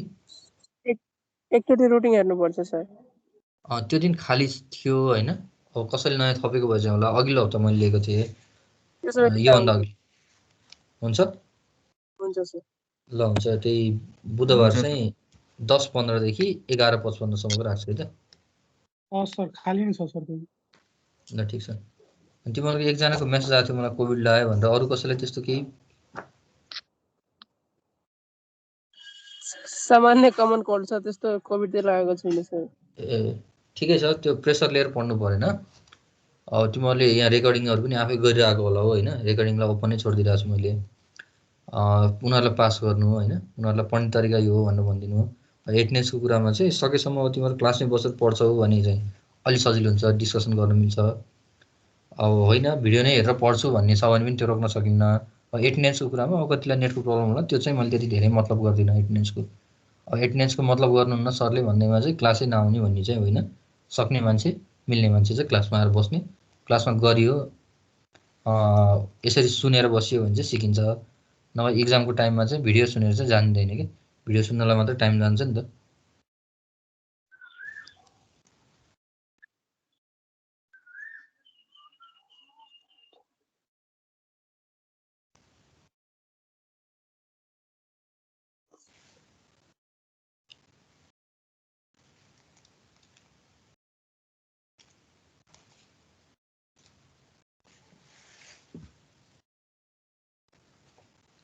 यसमा टोटल भोल्युम दिएको छ क्वेसनले होइन। त्यसपछि अर्को हामीलाई चाहिँ के भन्छ अरे यो केस दिएको छ। पहिला चाहिँ सुरुमा मुभेबल पिस्टन छ भन्दा piston is at 1/4 of the length, both side have the same specific volume हो। 1/4 मा हुँदाखेरि दुवैतिरको सेम स्पेसिफिक भोल्युम छ भनेपछि अहिलेको जुन x = L/4 हुँदाखेरि चाहिँ बराबर छ भने चाहिँ अब त्यसको भिए र भिबी त हाम्रो क्वेसन अनुसार दियो नि त टोटल भोल्युम 1 दिएको छ भने भिए भनेको चाहिँ 1/4 हुने भयो भिबी भनेको 3/4 हुने भयो 0.25 र 0.75 भोल्युम दिएको छ त्यसपछि दुवैको त्यति बेला स्पेसिफिक भोल्युम भनेको 4 मिटर क्युब पर केजी दुवैतिरको मास आयो मास आइसकेपछि अब बाँकी अरू निकाल्न त केही प्रब्लमै भएन नि त आइहाल्यो सर आयो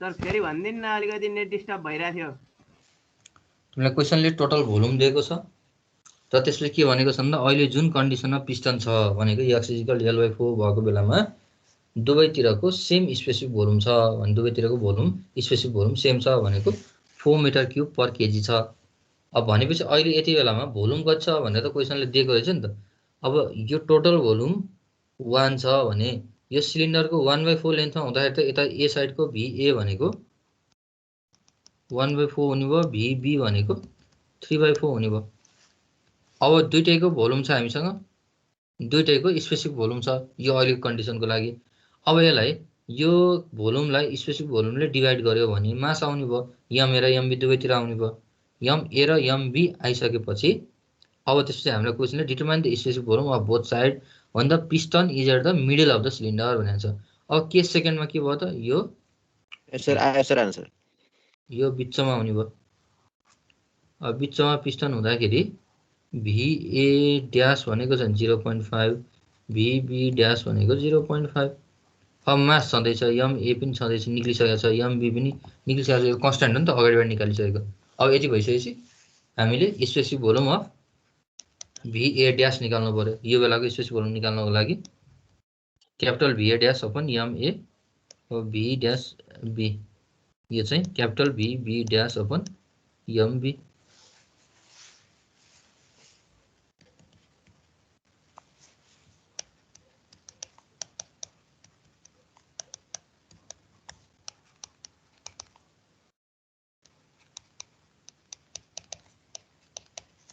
यो सुरुको VA र VB निकालेको त सबैले थाहा भयो होला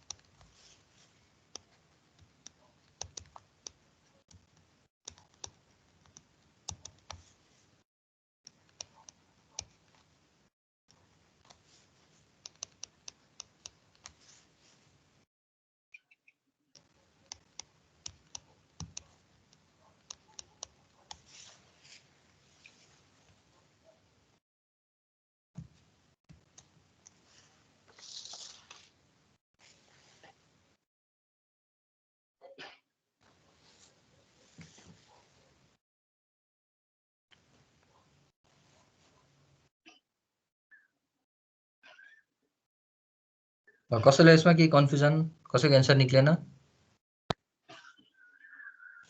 VA भनेको 8 आको सर 8 आउँछ 8 हो है ल त्यो चाहिँ 2.66 त्यसमा अर्को यो के 8/3 राइट ल यति नै आएको छ कसैलाई केही यसमा नजानेको बुझिन भन्ने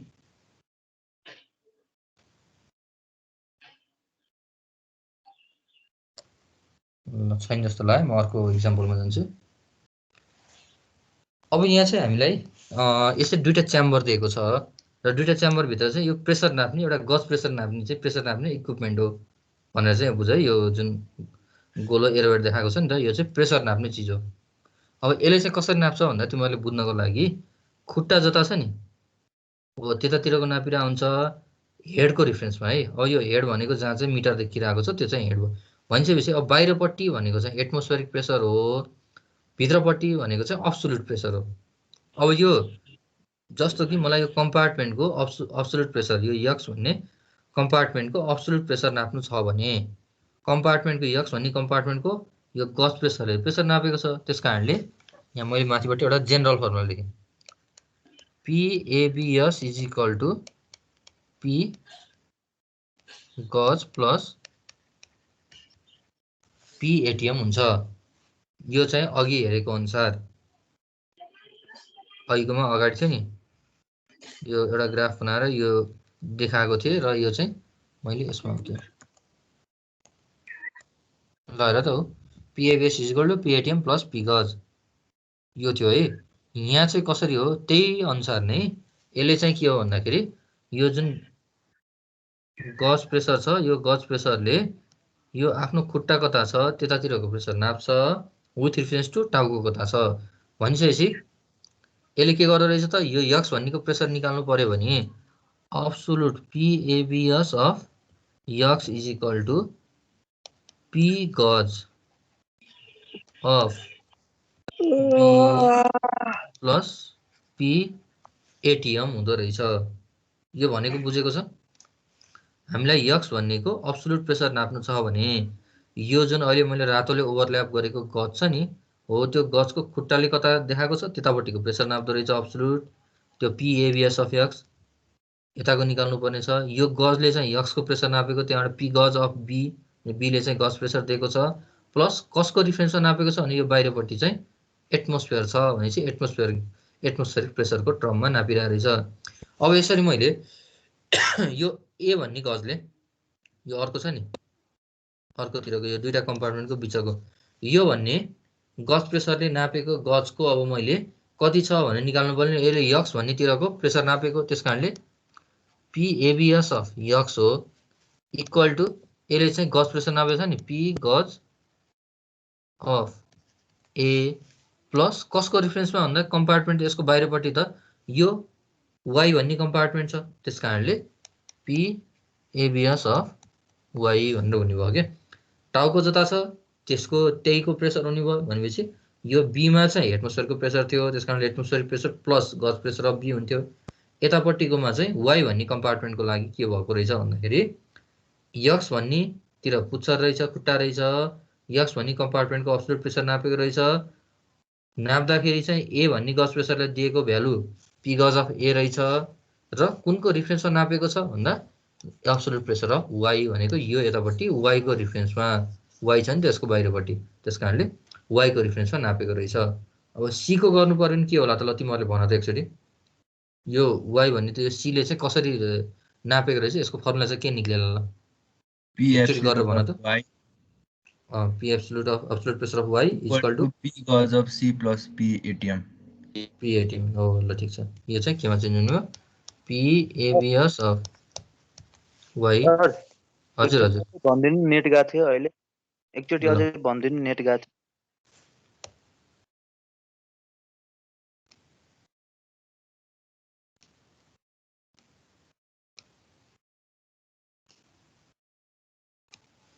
ल हेर्नु त यो चाहिँ गज प्रेसर हो, यहाँ अहिले जहाँ मैले हाइलाइट गरिरहेको छु यो गज प्रेसरले यो यक्स भन्ने सिस्टमको प्रेसर नापिरहेको छ भने यस्तो केसमा हामीलाई प्रेसर झिक्नु छ भने चाहिँ अब्सोल्युट प्रेसर अफ यक्स भनेको यसले नापेको gauge pressure P gauge of B, बीले देखाएको कति देखाउँछ भ्यालु त्यसको गज प्रेसर प्लस कसको रिफरेन्समा नापेको त भन्दा यसको बाहिरपट्टि त एटमोस्फियर छ नि त भनेपछि एटमोस्फियरिक प्रेसर हुने भयो ATM। यसरी यो Y भन्ने कम्पार्टमेन्टमा यो A भन्ने गज प्रेसरले नापेको कति छ भनेर निकाल्नु पर्यो नि फेरि यसरी नि पुच्छर भएको PABS अफ यक्सको नापेको नि जहाँ पुच्छर छ त्यहीको नापेको यो यक्स भन्ने ठाउँको नापेको PABS of X is equal to यो गज प्रेसरले देखाएको pressure P gauge of A plus कुनको रिफरेन्समा नापेको छ हेर त यसको रिफरेन्स भनेको यसको वरिपरि त Y भन्ने कम्पार्टमेन्ट छ नि त, Y भन्ने कम्पार्टमेन्टको प्रेसर भनेपछि PABS अफ Y हुने भयो। यसरी आउने भयो। अब C को निकाल्नु पर्यो भने र कसरी होला त भन्ने कुरा सोधेको थिएँ मैले। त्यो भनेको फेरि यसले चाहिँ यसको बाहिर एटमोस्फियर छ यसले नापेको छ y भन्ने कम्पार्टमेन्टको, त्यस कारणले P ABS of y is equal to P gauge of यो CO प्लस P ATM हुँदो रहेछ। हो यति हो, फर्मुला चाहिँ निकाल्न सिकाएको। फर्मुला निकालिसकेपछि फर्मुला राख्ने मात्रै हो। त्यस कारणले अब हेर त हामीलाई निकाल्ने कसरी।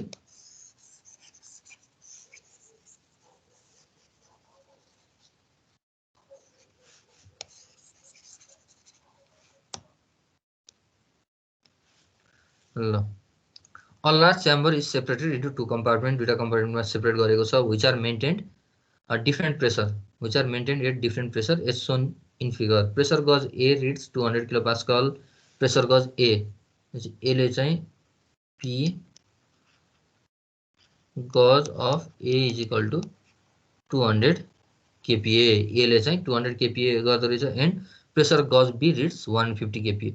50 kPa भनेपछि यो P gauge of B is equal to 150 kPa. If the atmospheric pressure is 100 kPa भनेको given, त्यो दुईटा छँदैछ। P ATM is equal to 100 kPa.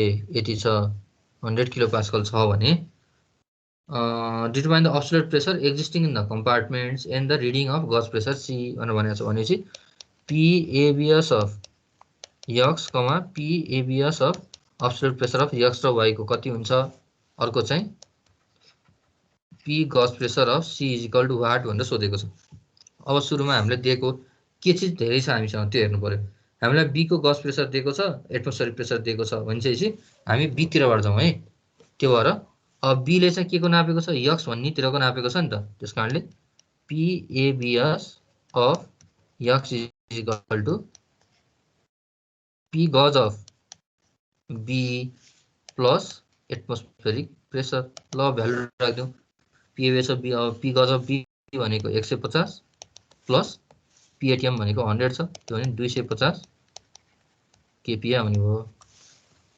अब यो आइसकेपछि X कम्पार्टमेन्टको आयो।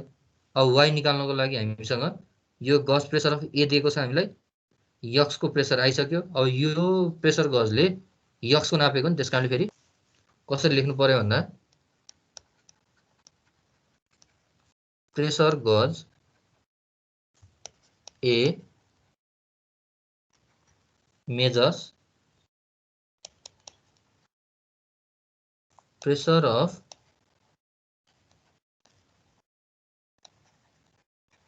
compartment X relative to pressure of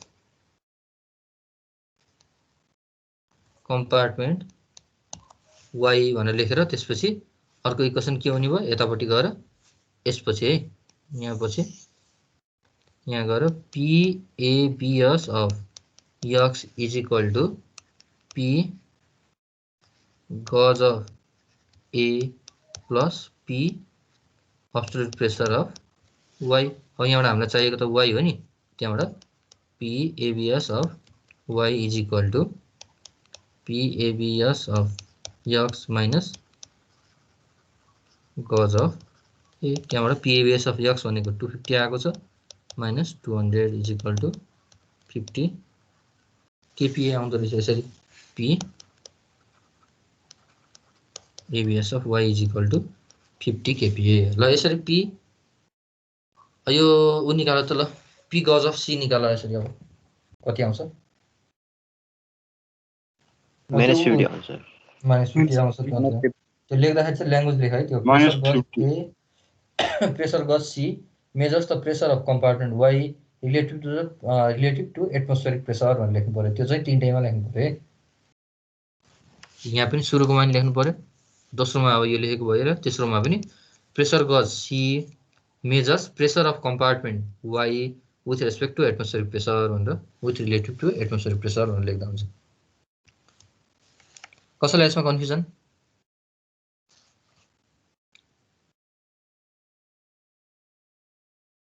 छैन? ल छैन, एउटा छिट्टो गर ल। आजलाई लास्ट क्वेसन। यो धेरैचोटि आएको क्वेसन है।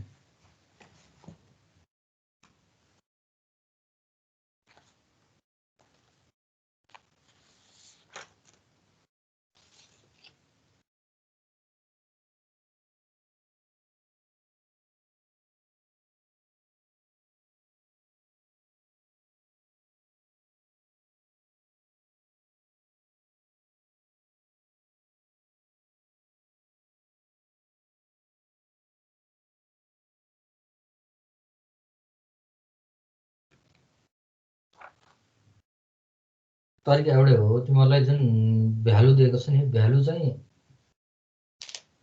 फरकमा छ। यहाँ चाहिँ बारमा छ, बारलाई चाहिँ 1 bar is equal to 100 KP हुन्छ। त्यही चेन्ज गरेर लेखौँ, 1 bar is equal to 100 KP.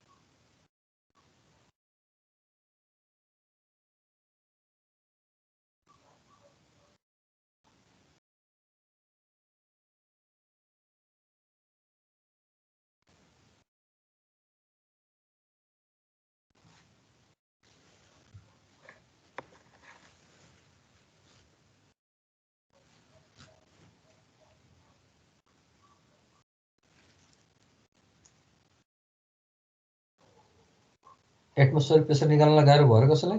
क्वेसनले the barometer reads 760 mm of Hg भनेर भनेको छ। रो जी जेड गर्ने है। त्यहाँ चाहिँ डेन्सिटीको भ्यालु पनि दिएको छ, जी को भ्यालु पनि दिएको छ, जेड को भ्यालु 760 mm। त्यो गर्दा 0.76 मिटर हुन्छ। त्यो गर्दाखेरि 101 पनि समथिङ आउँछ।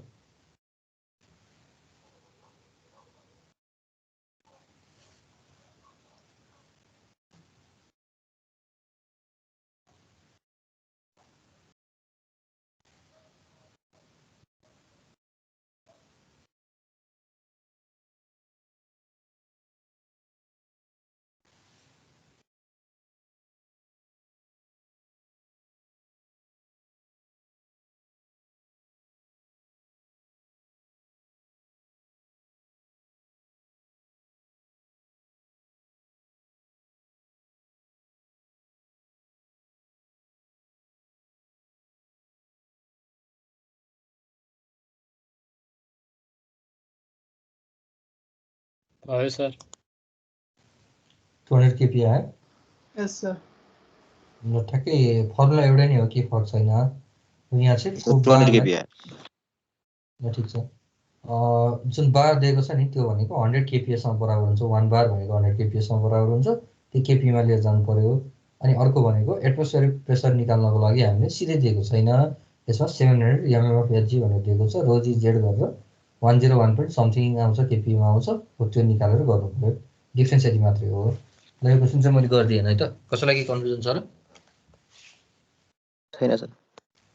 ल हुन्छ, आजलाई यति नै गरौँ। पर्सिको लागि चाहिँ मैले क्लास सेड्युल गर्छु है त। पर्सि बिहान 10:15 देखि 11:55 सम्म। हवस् सर।